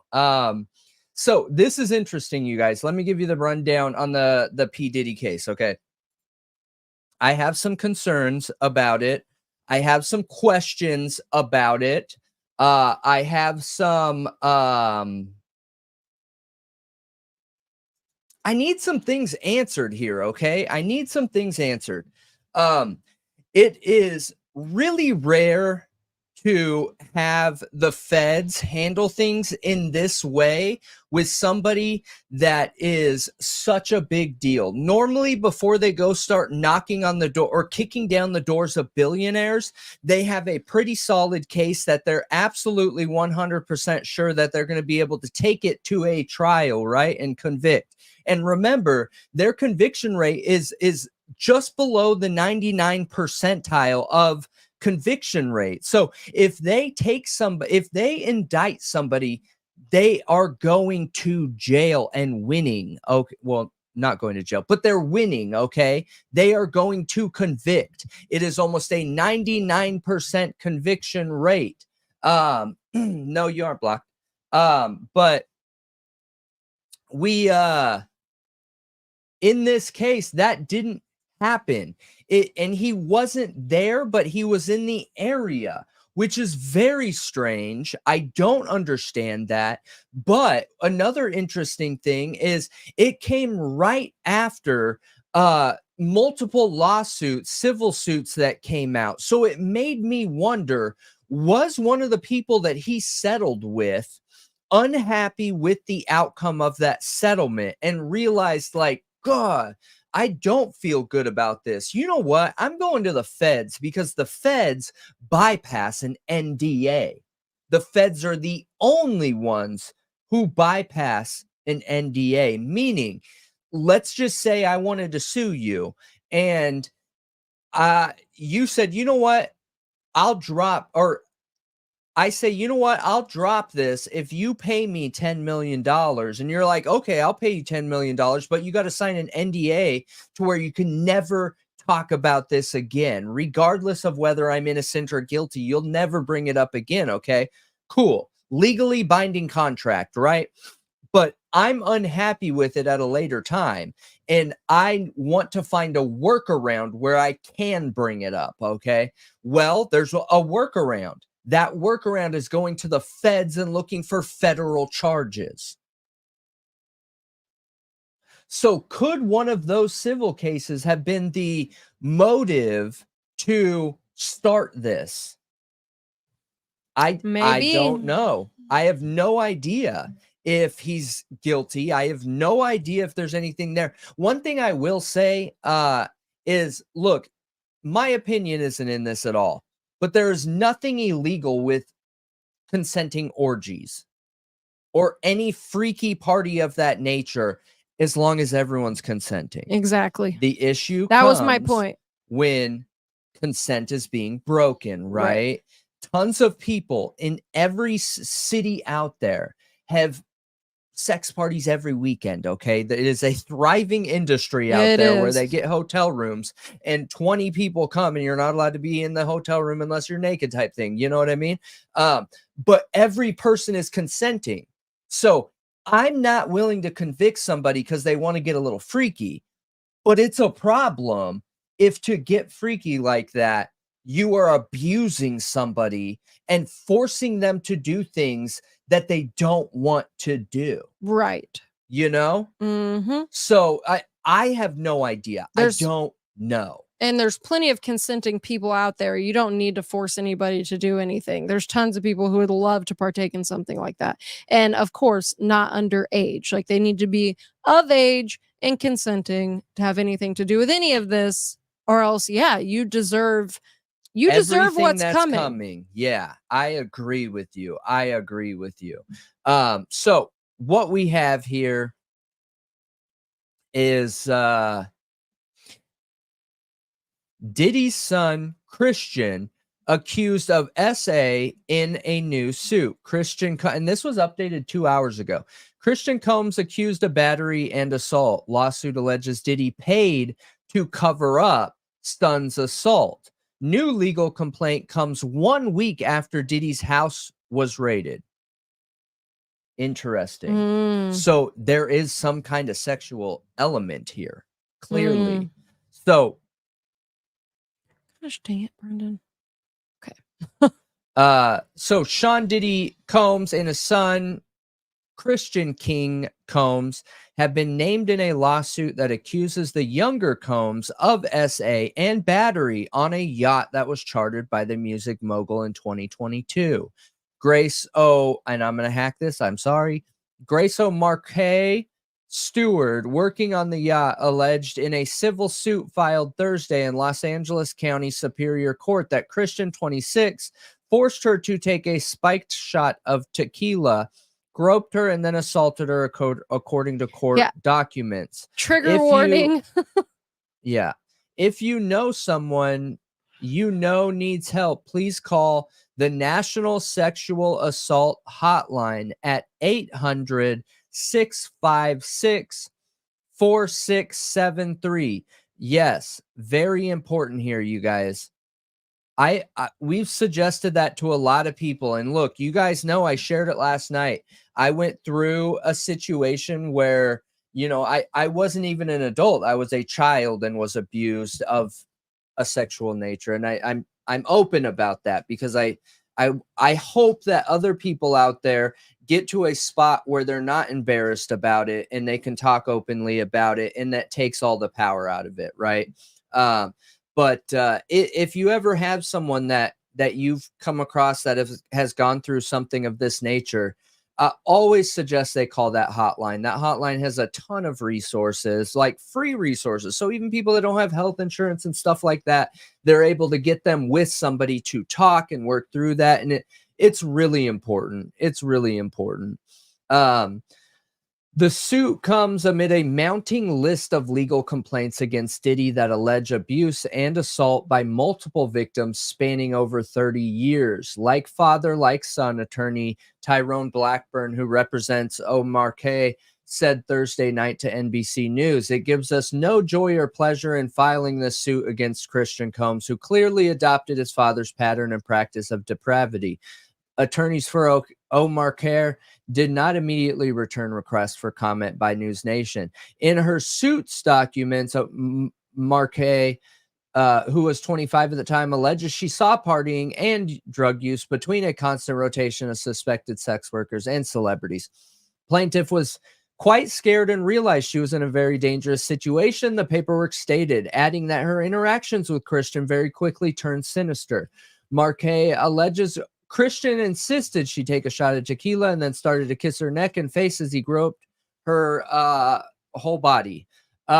Christian later cornered Marquet in a cinema room on a boat in a manner that was extremely aggressive, stripped off his clothing and tried to force her to perform oral copulation, the suit says. The lawsuit includes color photos showing bruises of Marquez's arms she claims were caused by Christian. The suit also stated that the music producer Rodney Jones, who brought his suit against Diddy, alleging he coerced him to solicit and have prostitutes on the yacht at that time and made audio recordings, Marquez asking Christian to stop touching her. She says she complained to the ship's captain, but the incident was not properly investigated. She alleges Diddy paid the captain a hefty tip as part of a cover-up. This sounds really convenient in a situation that this is going on, though. However, I have no idea if this is true or not, you guys. Why I'm saying that before I'm attacked over, giving that opinion is, so far, I don't see any evidence that proves objectively that something weird went on here. You know what I mean? I would hope there's some kind of video that the feds are able to find that is recording that yacht to show something going on. That's the issue with SA a lot of times, though, is that you can't prove it. Most times you cannot prove it. The most important thing is to get to a hospital to get a test kit immediately. And hospitals don't ask questions with that always. Like they leave it up to you whether you want to pursue.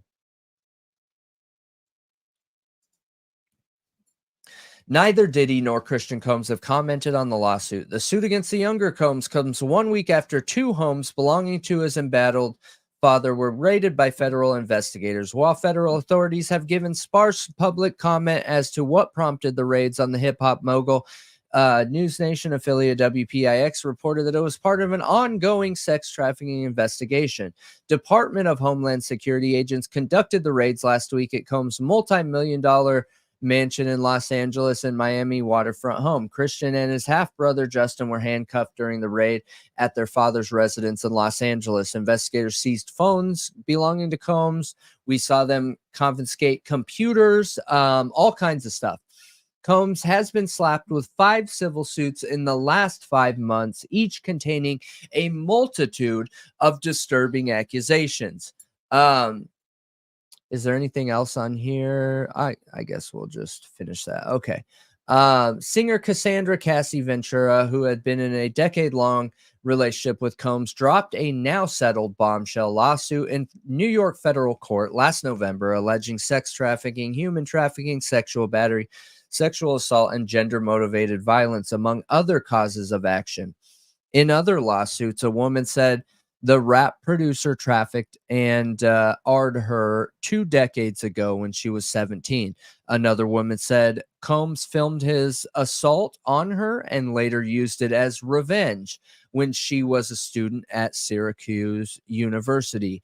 Combs has denied all allegations. Combs' attorney Aaron Dyer called the raids a witch hunt in a statement released 1 day later for the excessive show of force and hostility exhibited by authorities or the way his children and employees were treated, he said. Christian appeared in good spirits as he posted videos of his 26th birthday celebration on Instagram Monday. In one of the videos, Christian is dressed in a silver glitter shirt and diamond chain and is seen enjoying a lively party as a woman sits on his lap. While Christian did not release an official statement following his father's legal troubles, he posted, "Stop with the blue cap emoji," on social media app last week, according to Hip Hop DX. Interesting. So,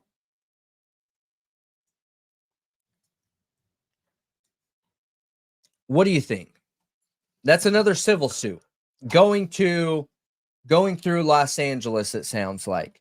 I'm curious. As I'm going through things, right, I try very hard not to build any kind of emotional connection to the victim.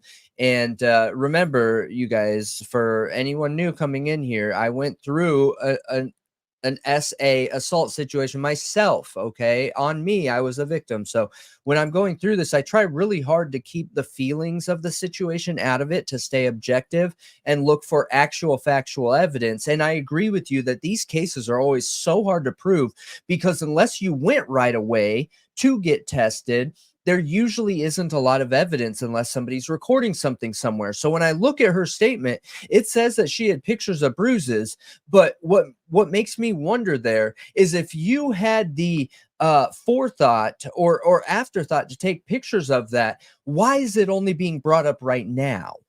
You know what I mean?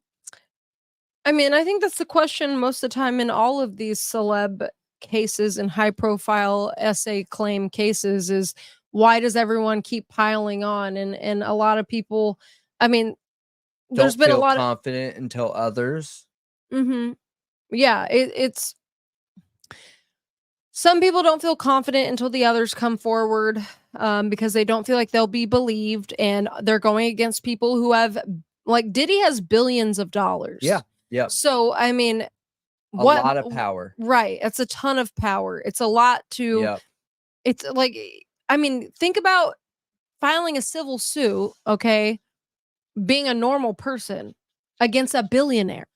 Yeah. Yeah. I hear you. I don't think I would do it. Even with our really good attorneys, I don't think I would do it. It's just, they can take this lawsuit and make it last years and years and years, and it Agreed. won't make them lose a single night of sleep when it comes to money. I agree 100%. So, is there a possibility that this could continue to be true? Yes, it could be. But what's interesting is it says very clearly in there that she is connected to the guy that is pursuing him, the one that has been actively speaking out against Diddy. So it also makes me wonder, and I never want people to think that I'm like minimizing the victims. I'm not. I have no idea. I don't know anything about the evidence because I wasn't there. I have no idea. But, you know, could this be some kind of music beef, and this guy is like getting people to make claims against Diddy too? You know, I'm trying to issue the flip side of the coin here. I'm not saying that's what I believe. I'm saying in order to have a fair opinion, you have to be willing to look at both sides. I understand that, but there's enough people with reputations on the line who have come forward and made these statements. Yeah, but not just nobody. yeah, but dog piles don't make it true. Dog piles don't make it true. I get that. So, but the reputations of those people, like Cassie and Aubrey, like they are people who are celebrities too. I agree. So I agree if they with get you. found out, like Amber Heard, to have lied, Agreed. you are destroyed. I agree. Everybody hates you. Yeah, Amber Heard. I mean, Amber Heard's already in movies again, but yes, the whole world hated, like, the most hated woman in the world. Her name was is now Amber Heard. her name. I know. Her name is now officially Amber Turd. Yeah. For the rest of her life. Yeah. Yeah. I know. So there is very serious recourse here. But I think that, again, it's really important to be able to look at both sides. You know, I really, really do. I think that it is the only fair way to consider any situation, is to try and look at both sides. Here's one thing I wondered, you guys, is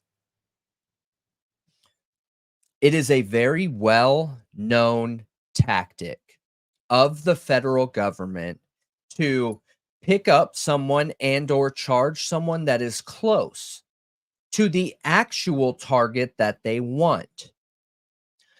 Could they have been trying to turn his son? Could it be a situation where, like, look, we might not have evidence on you, Diddy, but we got evidence on your son, and we'll let it go on your son if you come forward. Yeah. You know what I mean? Could they be leveraging the relationship between Diddy and his son to make Diddy come forward? You know? Yeah, I heard his son was arrested. So has he not been officially arrested? It doesn't, I mean, when you're picked up and given charges, probably arrested and then released. Didn't it say in that article that he was arrested and then later released? I think so. I And it can't also remember. said that Diddy is blamed and or charged with trying to cover this up. Yep. So if that is the charges that they're going to be able to bring forward and that's it, that's interesting. But I just wonder if there's more to this story. So what if she comes out with like some kind of email exchange where Diddy had somebody emailing her saying, if you don't tell anybody about this, I'll give you this much money to be quiet. So it has to be proven to come from Diddy.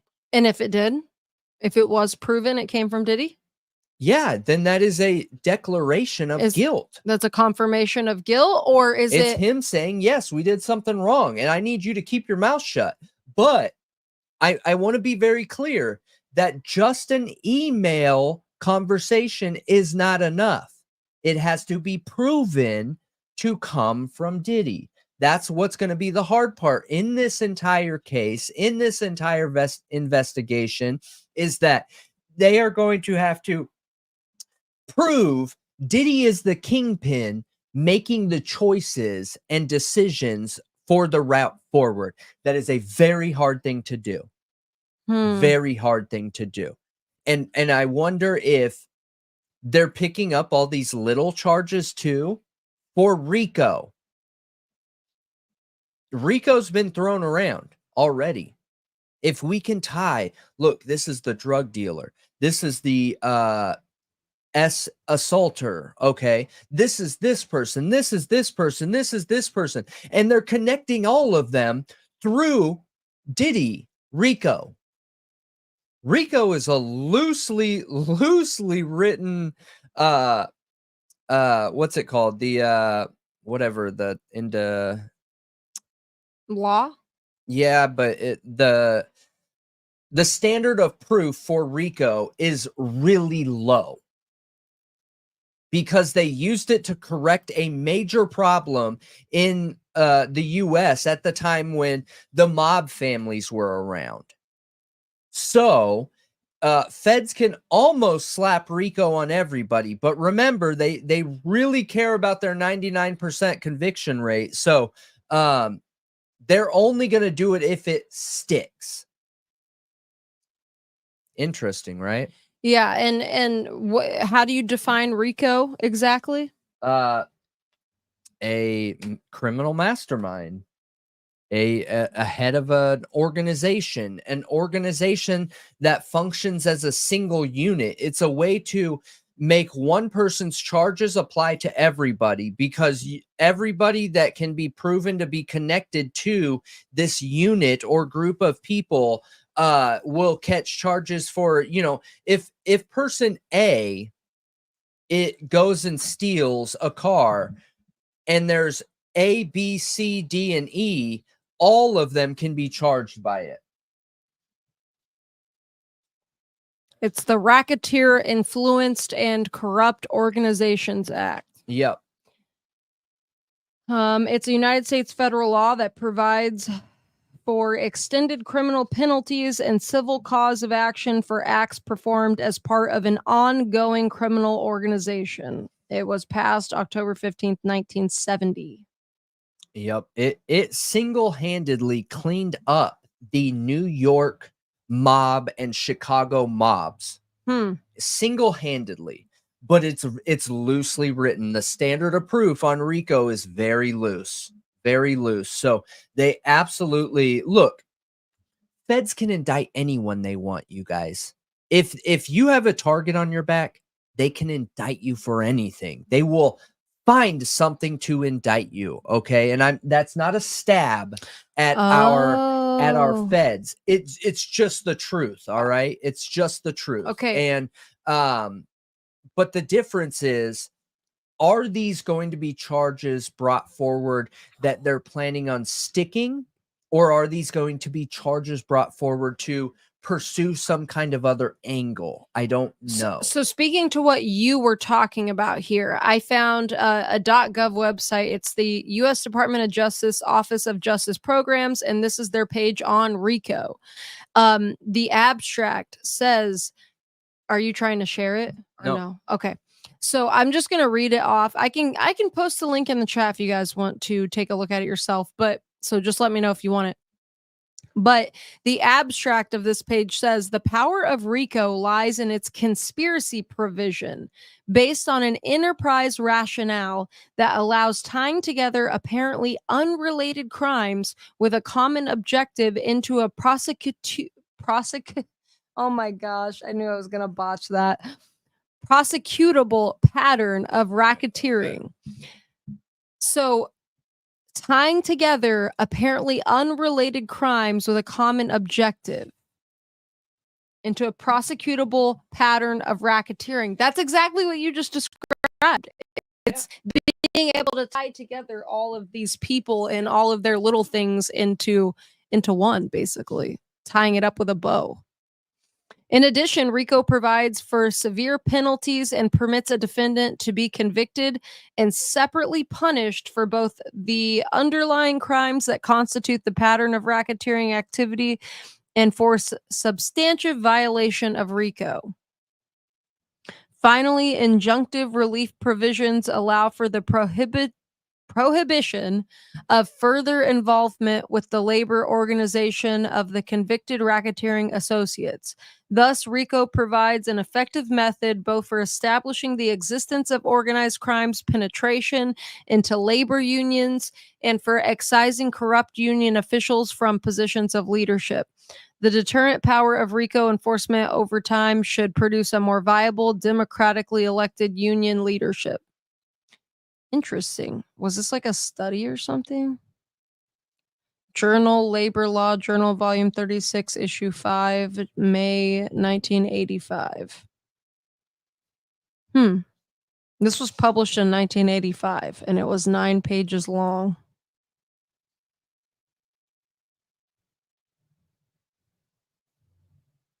It's the implications for organized labor.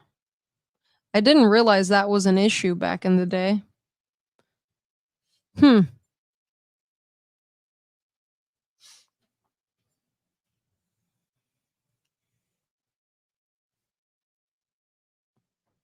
That is interesting, though.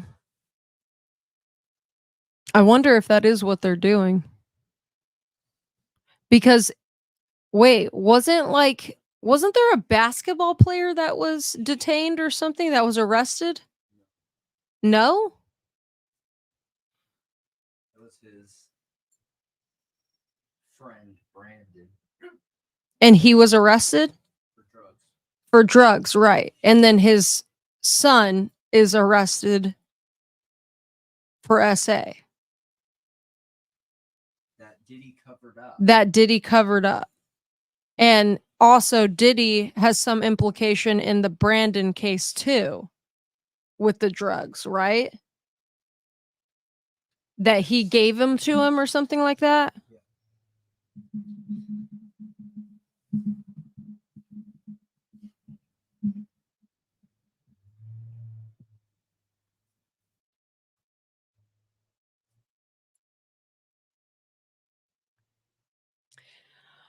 I did see some, I think it was Rumsey said earlier that she heard that they got this information from the guy they arrested for Tupac's murder.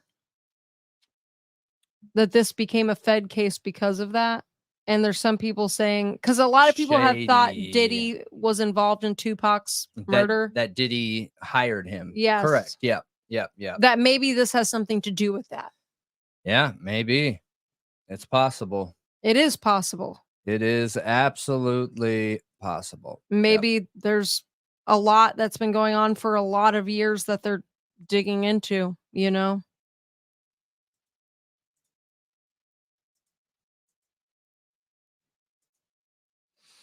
So, with I think we're going to move on from Diddy for right now.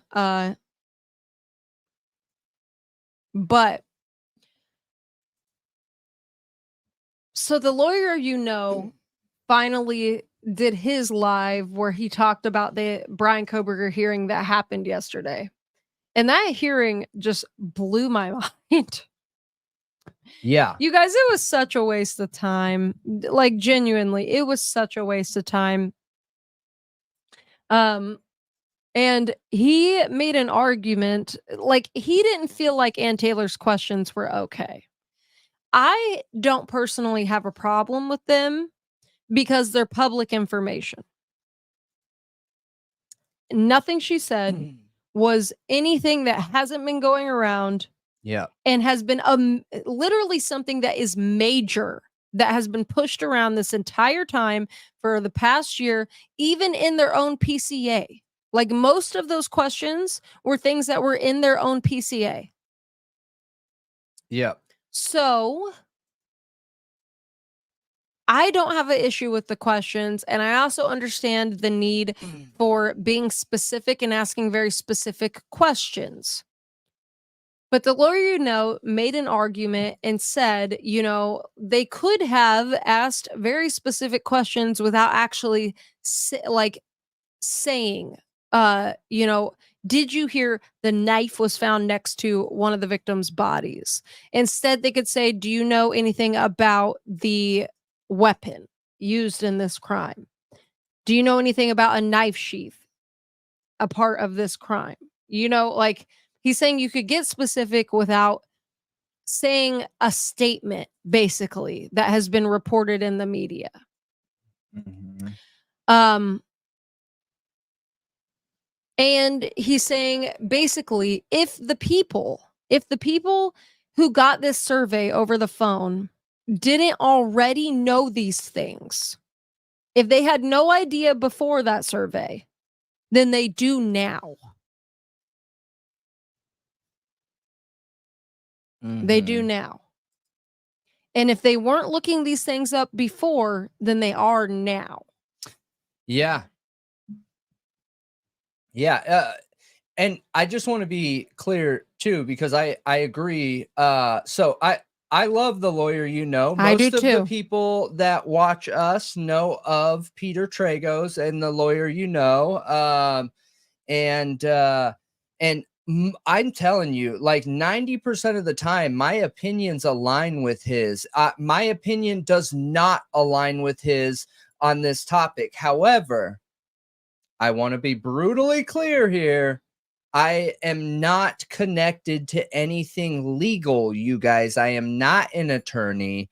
I have never been a legal aid. I have never had a job in anything legal, okay? So if you want true lawyer and legal opinions, he's gonna know more than I do. However, I still have an opinion, okay? And my opinion is that anything that has been pushed publicly, anything that has been pushed publicly, whether it is true, whether it is false, whether it is anything in between,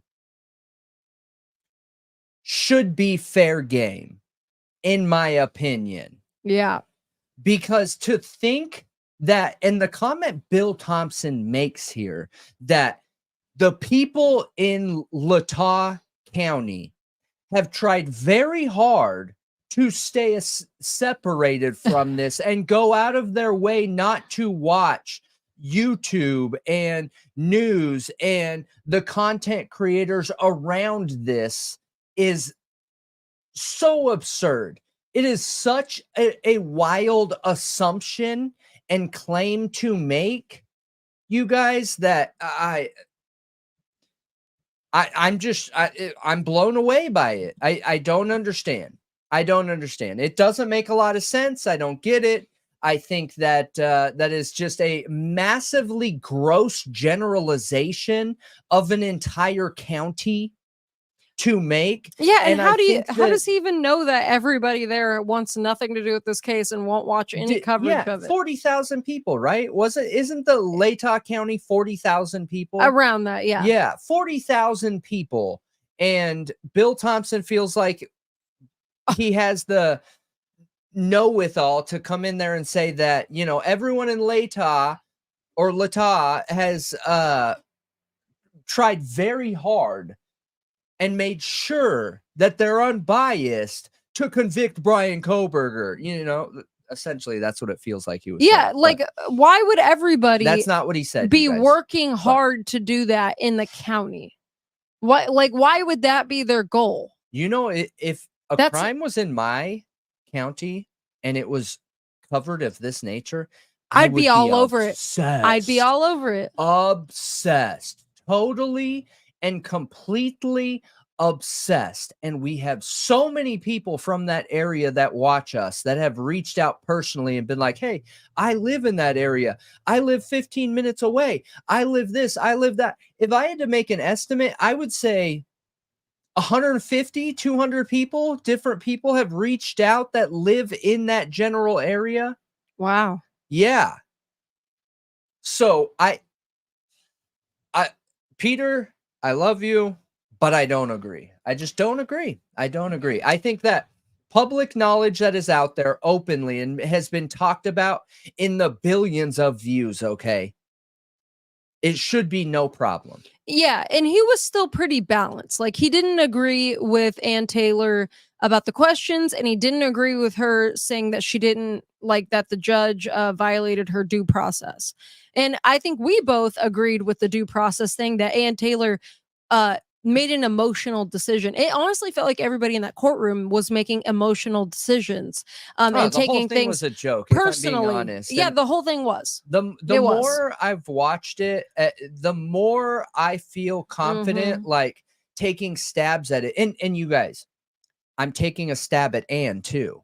I do not agree how Ann Taylor approached this too. And she okay? should have called her expert. She should have called her expert. She shouldn't be taking undercover digs at Judge where you need this judge on your side, whether you agree with him, whether he is too soft, whether he can adopt me so he can be my grandpa, whether any of that, okay? Like, that doesn't matter. You need the judge on your side, okay? Yeah. And I understand her frustration. I'm not saying that to say she did something wrong. I understand her frustration. I understand where she's coming from. I understand that she's the only one in that courtroom that has capital case experience to the level that she does. The judge doesn't have it. Bill Thompson doesn't have it. If anyone knows and has been through a capital case of this magnitude, it is only her, okay?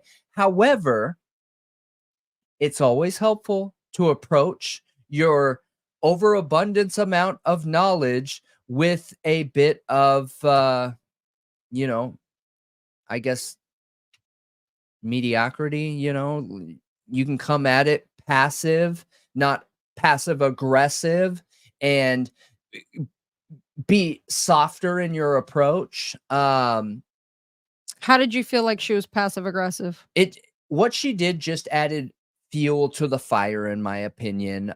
Which decision specifically? The way she said in the court that she's the only one that has experience with capital cases, I think could have and should have been said different, and said, look, I'm very sorry how you took this, Judge. I did not mean to offend you.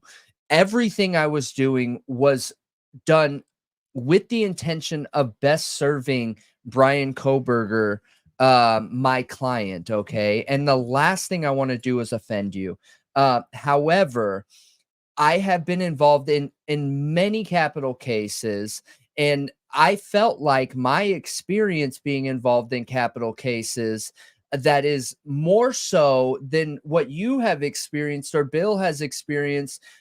I thought I could just make the decision based on that experience to move forward with this, and I didn't think there was going to be a problem. I'm sorry there was a problem. It was never my intention. You know, I'm putting my tail between my legs here, and I just want to move forward. And I believe there is a way to move forward.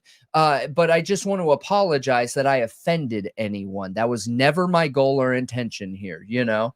And it could have been presented like that. Like, tuck your tail between your legs, suck it up, and move forward. That's going to get you what you want. I understand. You and know? I think she's done a very good job of doing that this entire time until maybe that point.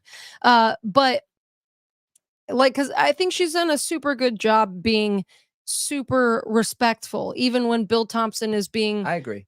a jerk. Okay. I'm being hypercritical to everyone right now. Just to be clear, I am being hypercritical to everyone. I just think everyone could have done better in that hearing. I think the hearing was absolutely a joke and a waste of time. Nothing got solved. Nothing was resolved.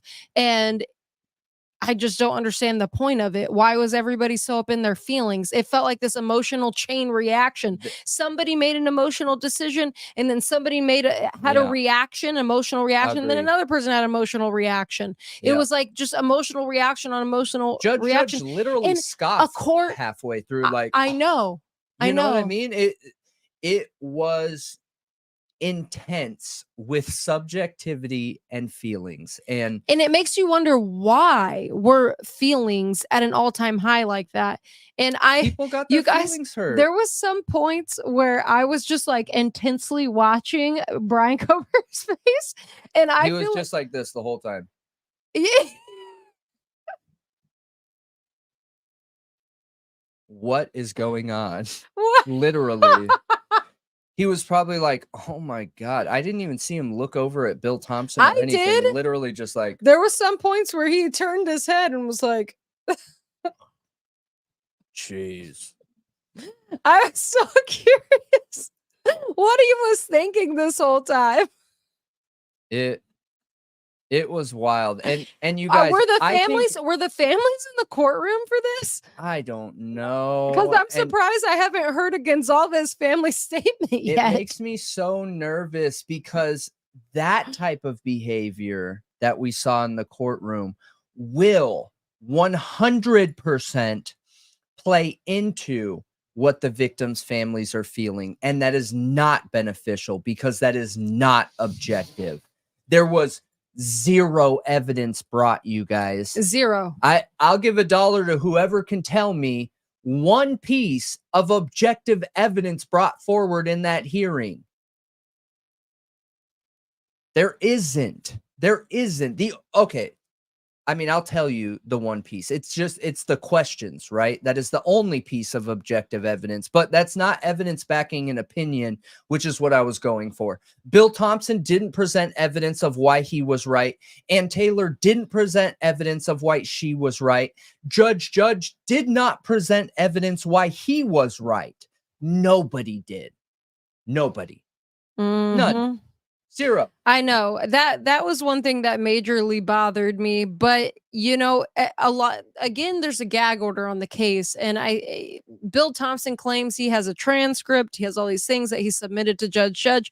We don't get to see them. So maybe there was evidence submitted that we don't get to see. I just really think that Ann Taylor should have brought up her expert. I think that was both really important. Should have been heard, and I think that Judge. I don't think Nye is considered an expert. Look, it doesn't matter. He said he had an expert, so regardless of what it was, he brought somebody in there to share their expert opinion. And remember, like, you guys, there is no definition of an expert. My 15, 16 years of experience in network technology is more than what most experts would be considered that are called to the stage. So maybe he was an expert. Somebody define what expert means, right? If they have an opinion and they have an overwhelming amount of experience to back that opinion, that's an expert. It is an expert, right?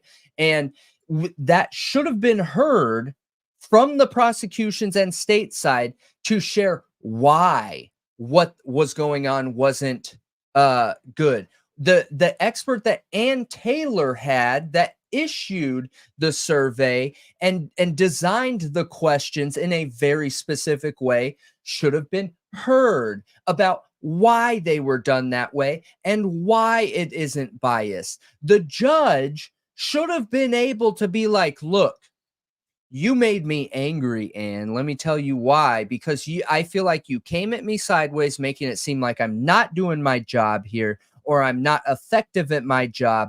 And in my opinion, that's not okay because you had other tools in your toolbox that you could have reached out to me. You could have called me. You could have emailed me. You could have showed up here. You could have done a whole multitude of different things to where you're not trying to make a claim that I am a biased judge in this hearing, right? And but fixing that And moving forward, I need to hear why what you're saying is true. Bill Thompson, I need to hear why what you're saying is true based on the evidence that you have and facts that you brought to prove this. And he should have guided that through the hearing. Instead, we got everybody crying and a new hearing date, literally. And I felt lame talking about this yesterday. I feel lame talking about this today. I just, with my optimism that I have more faith in our judicial systems than this. It was just depressing. It was a letdown. It was really unfortunate. It was so bad that it made me wonder at one time did they do this on purpose to try and make less people watch the hearing? I literally thought that. What? I feel like they're causing more people to be involved, not less. When it becomes a circus like this, you know how many people are going to pay attention? Oh, I don't think so, because it wasn't really dramatic. It was literally just like ear-splitting and annoying. I don't know. There wasn't anything juicy. Juicy gets viewers. There was none of that. Yeah, it was pretty embarrassing. It was just whining. The only comment I see from the Goncalves family is they posted a link on their family Facebook page saying, sharing the live coverage and said, looking at more delays for sure. Is this really happening? Are we in the twilight zone?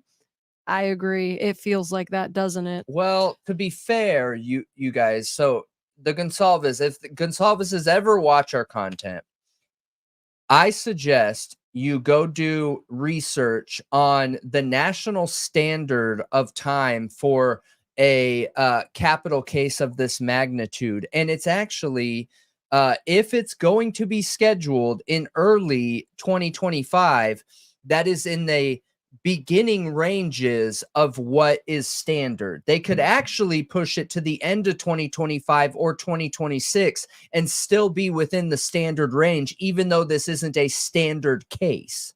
Yep. So, unfortunately, it makes delays, not unfortunately, fortunately, it makes delays and situations that aren't going in the favor of the victims' families more palatable. You know, so if anyone can get them that information, I think that's something that could help them emotionally. Just understand on a national level, things are going to plan. No matter what anyone's telling you, don't listen to anyone. Don't listen to prosecutors. Don't listen to defense attorneys. Don't listen to judges. Don't listen to media. Don't listen to us. Don't listen to anybody. Do your own research. Just go searching what standard is. That would be my one opinion to victims' families. Unfortunately, I feel like victims' families' emotions have been played against them. Agreed.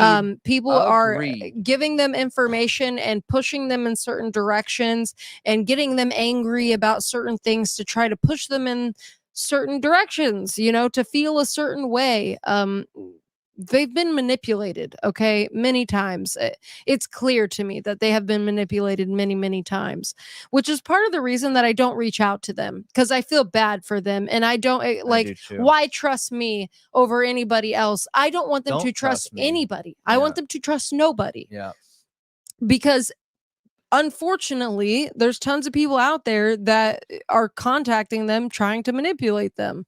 And I don't want to like be added to that list. You know what I mean? I do. I just feel better and about my own decisions not contacting them. No. But that doesn't nobody should contact them. I understand I just said that, but I meant it if they were watching our content. Do not ever contact them, you guys. Never.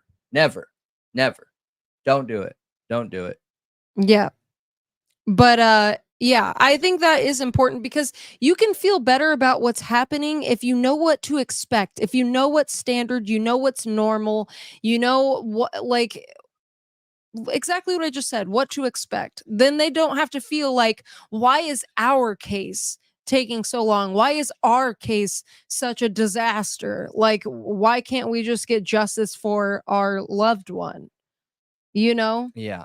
Yeah. Yeah. Well, you know, if any of the victims' families ever want to come on here, you're more There's than an open welcome invitation, of course. to reach out, and I am the most respectful interviewer ever. You know, I've said it a million times before. Sales is my career, network sales, and you know, I work with people every single day, and I would never offend anybody ever, never, ever, ever. It would just be a light conversation to help understand, you know, where they're viewing this madness from, this crazy situation that is going further outside of what standard is every hearing. Yeah, if a family contacts us and wants to come on the show, there's an open invitation for that. We're just not going to pressure them into coming on the show or contact them because No. they're getting contacted constantly all day, every day. Yeah. Yeah. I'm just not interested in being that person. I don't want to be that person.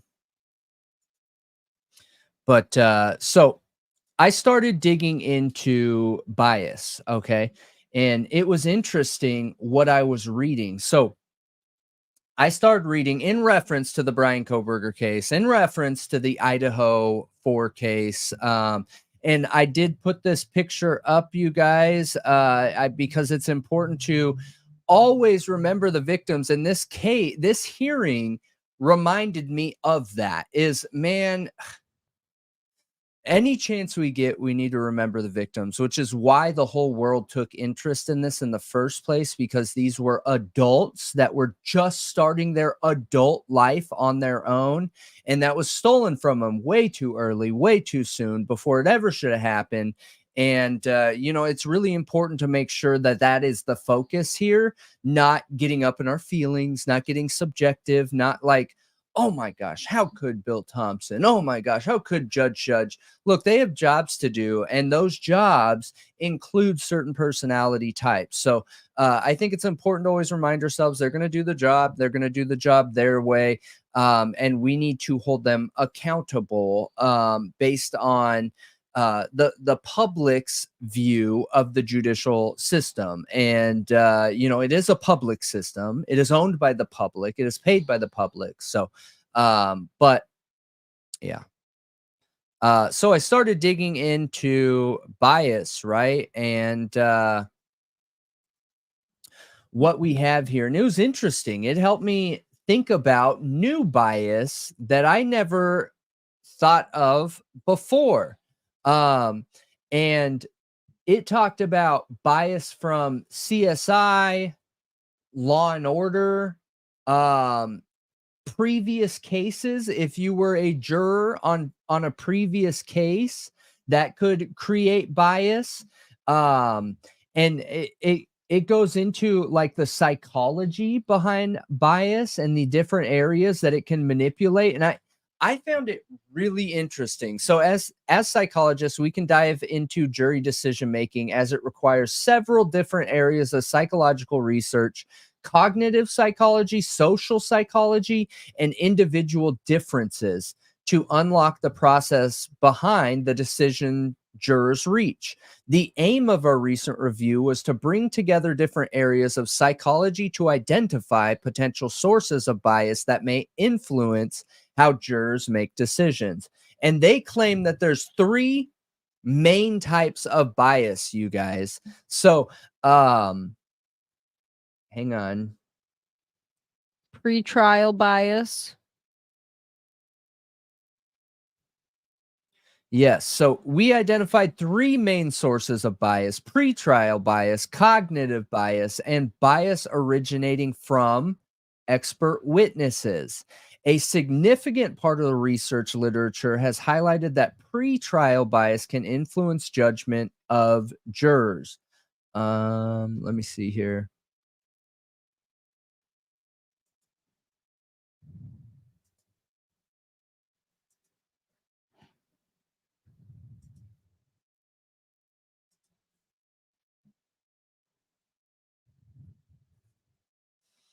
So source of bias, data, reference material. Hang on.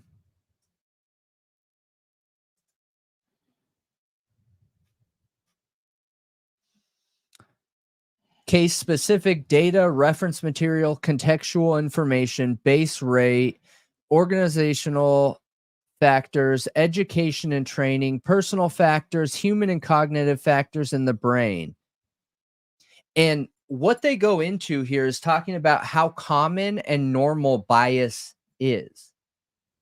That it's a normal factor. Obviously, we've talked about this quite a few times where we all have bias in us. Yeah, bias is just a part of being a human. It's honestly a survival thing that you have to work against.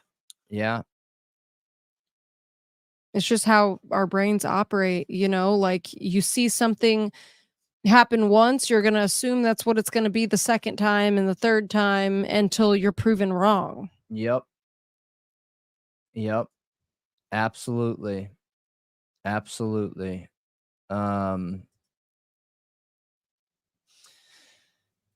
Individual differences in attitudes relevant to juror decision-making, development, and validation of the pretrial juror attitude questionnaire.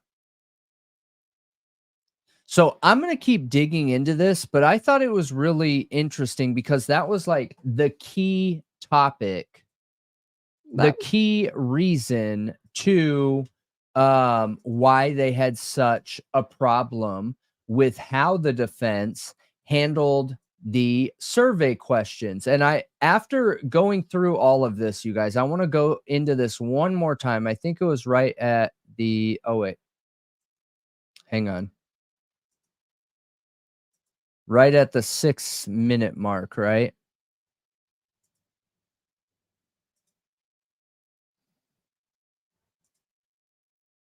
It's a very clear non-dissemination order. I think the best place to start is to go to the court's June 23rd of 2023 non-dissemination order. And in paragraph enumerated number 1, starting at the bottom of page 1, the court ordered that counsel for all the parties and any of our agents and other attorneys are prohibited from making extrajudicial statements, written or oral, that the lawyer or agent knows or reasonably should know will have a substantial likelihood of materially prejudicing or otherwise influencing the outcome of the case. And that's essentially the language out of Idaho Professional Conduct Rule 3.6. But what is particularly important today is the next sentence. To be presented at trial, file or motion yet? Yes. Questions? Yeah. Accusing Ms. Taylor of drafting these questions verbatim and then say, go, here we go. Send these out to maybe it was the public. We are concerned, though, that the people hired by the defense to conduct this survey did exactly that. And the examples of the things that are of concern can be found in the transcript of one of the calls. As Your Honor will recall, we had a person come to us who had received one of these calls, had actually recorded the call. And so our office prepared a transcript, and that was attached as Exhibit B, I believe, to our motion for order prohibiting contact. In addition to generic questions about the criminal justice system, here's where we get to things that concern the state immensely. Question: have you read, seen, or heard if Bryan Kohberger was arrested at his parents' home in Pennsylvania? Question: have you read, seen, or heard if police found a knife sheath on the bed next to one of the victims? Question: have you read, seen, or heard that DNA found on the knife sheath was later matched to Bryan Kohberger? Question: have you read, seen, or heard if Bryan Kohberger owned the same type of car recorded on video driving in the neighborhood where the killings occurred? Have you seen, read, seen, or heard if the cell phone tower data showed that Bryan Kohberger made several trips near the victim's home in the month before the killing? Have you read, seen, or heard if the university students in Moscow and their parents lived in fear until Bryan Kohberger was arrested for the murders? Have you read, seen, or heard if Bryan Kohberger said that he was out driving alone on the night of the murders? Have you read, seen, or heard if Bryan Kohberger stalked one of the victims? Have you read, seen, or heard if Bryan Kohberger had followed one of the victims on social media? Your Honor, there is absolutely no question. Yeah. I just still have such a hard time. You know, that was like 5 of those things were in the PCA. I sat here and counted. Literally all. Not all of them. There were like 3 or 4. What's not? There was like 3 or 4 that weren't. Well, the social media thing and him being arrested at his parents' home. And I think one other thing. But 5 of those were everything else. And one's iffy. Sure like one was just about stalking and didn't have to do with the cell phone tower data. One of them was about stalking and did have to do with cell phone tower data. But so that one's like iffy, the one that was just about stalking. But 5 of those were literally in the PCA. It's important to highlight Maybe all 6. of them except for 2. Basically 2. Yeah, We're all not. of them except for 2 are in the PCA. And the one about him being arrested at his parents' house, that's like just factual and was all over the news. Yeah, He that got wouldn't arrested. be in the PCA because the PCA comes before the arrest. Yeah. Yep. Yeah, no, I think it's very interesting, and I like going back and listening to them again to determine or try and understand where and why this bias is coming in this way, you know? Yeah, I found it very interesting. It's interesting. Admitted that some of those questions were false too. Right. Yep. I don't understand arguing. I mean, I said this before and I'll say it again just because it's that, like, it just makes his whole thing is so nonsensical. Why did you read the questions off if they are literally violating the non-dissemination order? Okay, you're arguing and just violated the non-dissemination order by these being on a private, like, what did she call it? Non-identifying survey or something like that. I don't remember. What is the word that she used? Anonymous survey. Okay. They're on an anonymous survey to 400 people in the area, and they're not being publicized in the media. So why would he essentially publicize it to the media by reading those questions off if they're violating the non-dissemination order and they are so like bias inducing? So dumb. Yep. Why did you read them off then, Bill Thompson? You just violated the non-dissemination order then. Yep. Yep. That's why your logic makes no sense. Listen, the more I thought about it, the more I realized that they can't use those questions. They can't continue that because everyone knows the questions already. They're going to have time to think about it. Defeats the purpose. They're going to have to start over. That's the only way. That's it. It's the only way. I don't know. I think they could still use the same questions, but I don't. I do not. I do. You're trying to figure out if people heard of it. Yeah, but they're gonna. They should just add the question. Their answers ahead of time. You should just add the question. Did you hear Bill Thompson read off these questions before you took the survey? Yeah, they should. I mean, sure, it'd be nice if the human mind works like that, but it doesn't. Once you've heard these questions, that's it. You can no longer be asked them, and you answer honestly. What? Yeah, that defeats the purpose of a bias study. If you have the questions to the test, you are going to predetermine the answers in your head. You will have time to chew on it, think about it, research it. It makes them all null and void, all of them. And I bet that's why Bill read them. You can't continue with that test or that survey. You cannot. I mean, the reason I think that it's okay if they use the same questions is because if people read or heard the questions, then like it proves the point. They know I mean, all of those yeah, things. it's more than that though. He didn't read off every question to the whole survey. That was only 1 page of them. I don't think you can use any of those. If it was read off, you cannot use them. I don't Cannot. agree. I think you could still use them. I know I hear you, but when it comes to marketing, It's not actually like a test. survey, yeah, it is. When it comes to marketing and surveys, as soon as someone knows the questions ahead of time, that defeats the psychology behind answering them unbiased and objectively in that moment. Do you think he read them for that reason, or do you think he read them for the shock factor and to try to get everybody to be against Anne? I thought it was the shock factor originally, but now I don't. I think there are a few questions in there that he didn't like, that he read all of them off to force them to start over again. Absolutely.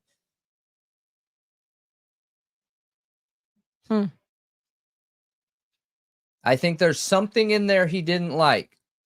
Well, clearly he didn't like the whole thing. And guaranteed that expert will say that, you know, since they've been read, you have to have new questions. It defeats the psychology perspective of it. Okay. Well, I really hope they have that expert testify at the next hearing. I really hope so. We're gonna buy a survey and do it in that area, so it's only like a little bit of money, and we're doing it in Moscow specifically.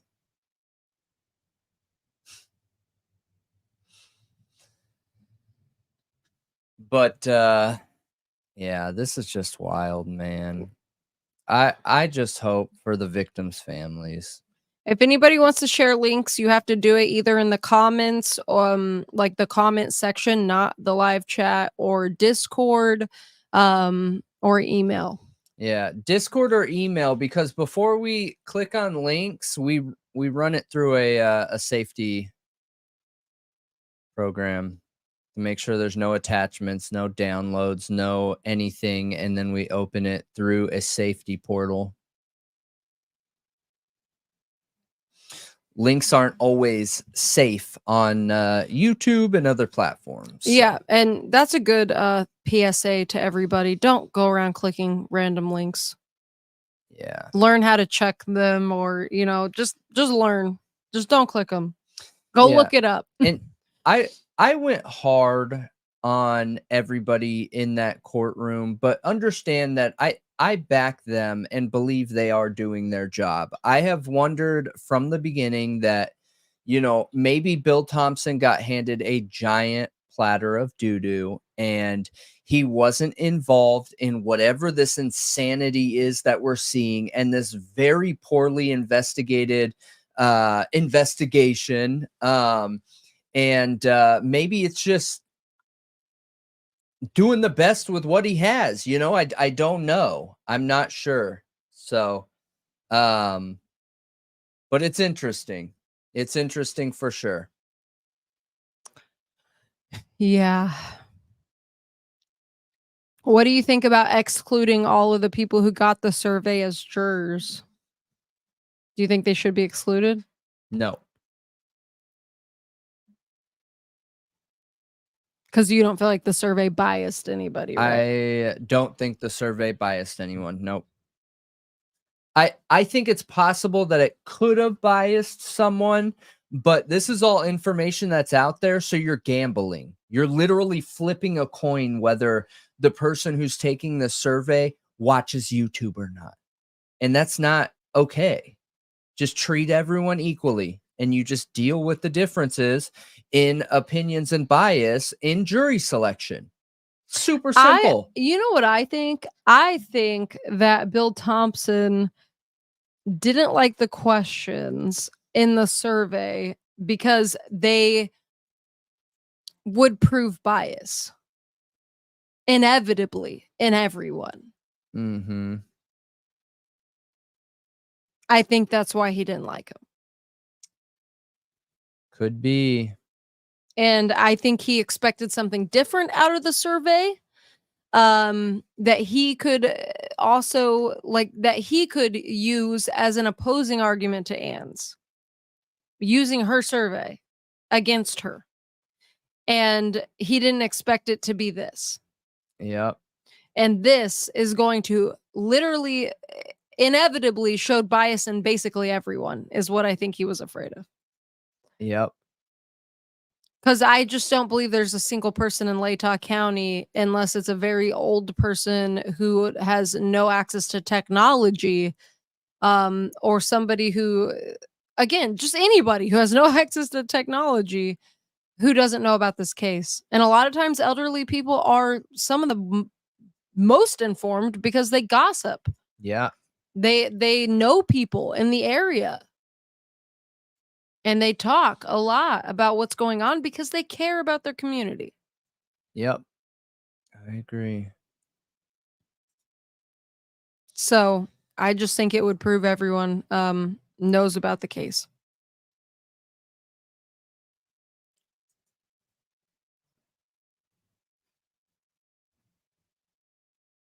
Yep.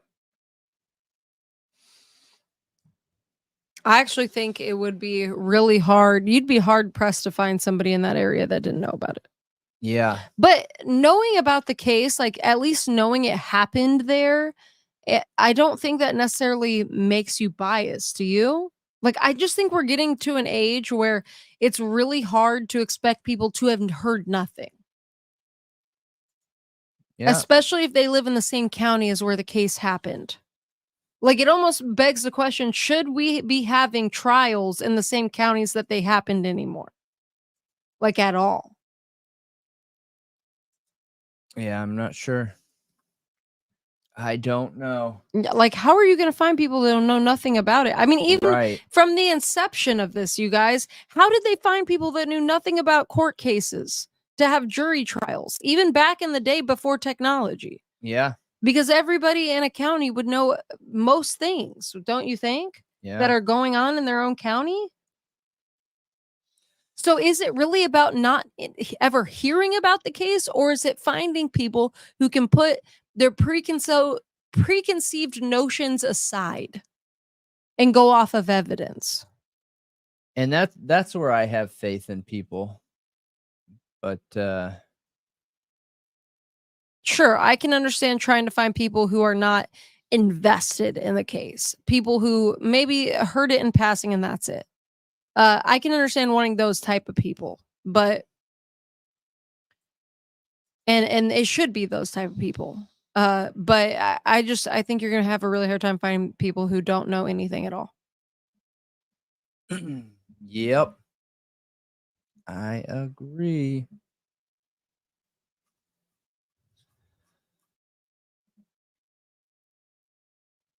All right, you guys, that is it for the True Crime Talk Show, Unscripted, #1. The first one we did, and it was a good time.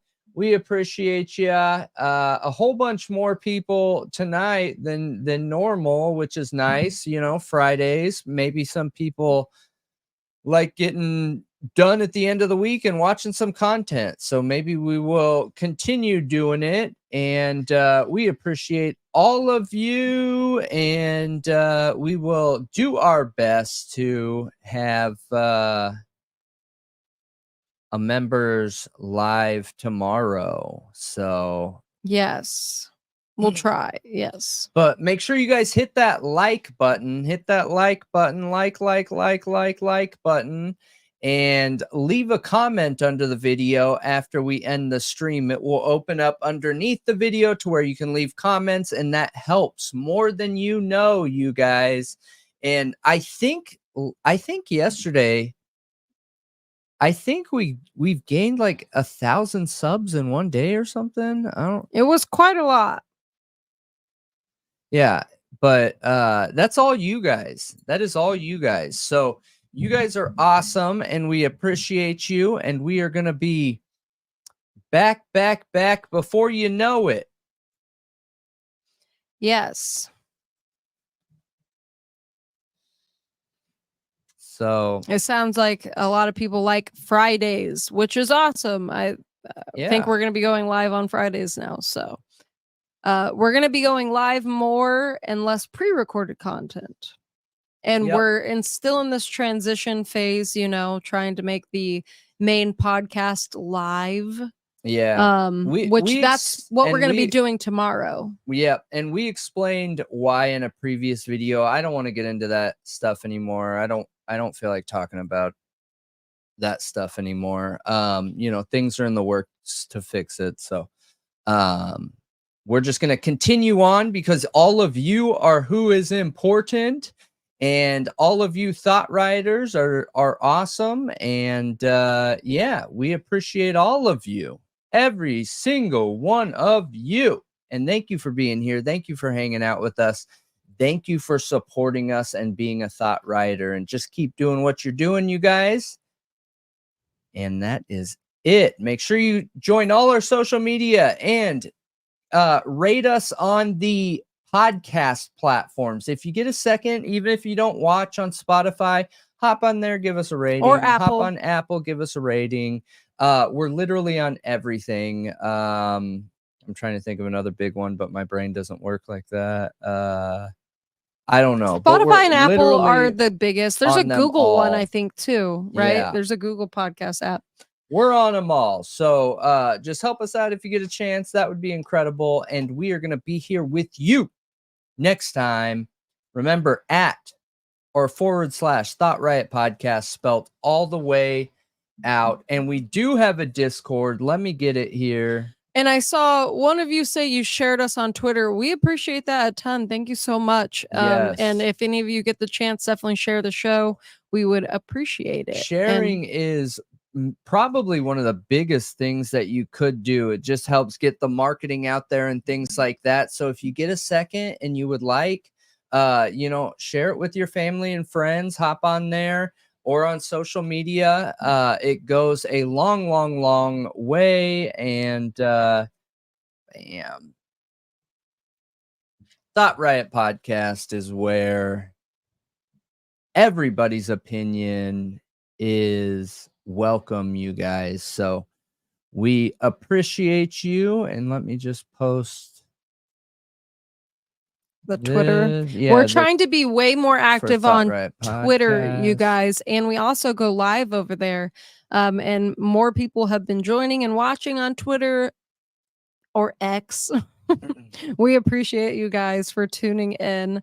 And yeah, we're just going to try to give that platform more attention. Yeah. So definitely give us a follow if you're on X. So everywhere is / Thought Riot Podcast, except for Twitter or X. Twitter X is / Thought Riot Pod, but everything else is Thought Riot Podcast. And I think that is it. Oh gosh, yeah, I needed a social media lesson too. You're not alone. So well, thank you so much for being here, everybody. I hope you have a great rest of your night, and we'll see you tomorrow for the Thought Riot Podcast. See you tomorrow. Thought Riot Podcast, the true crime talk show. My name is Brendan. I'm one half of the show and one of your hosts, and I am out. I'm Malia. Later.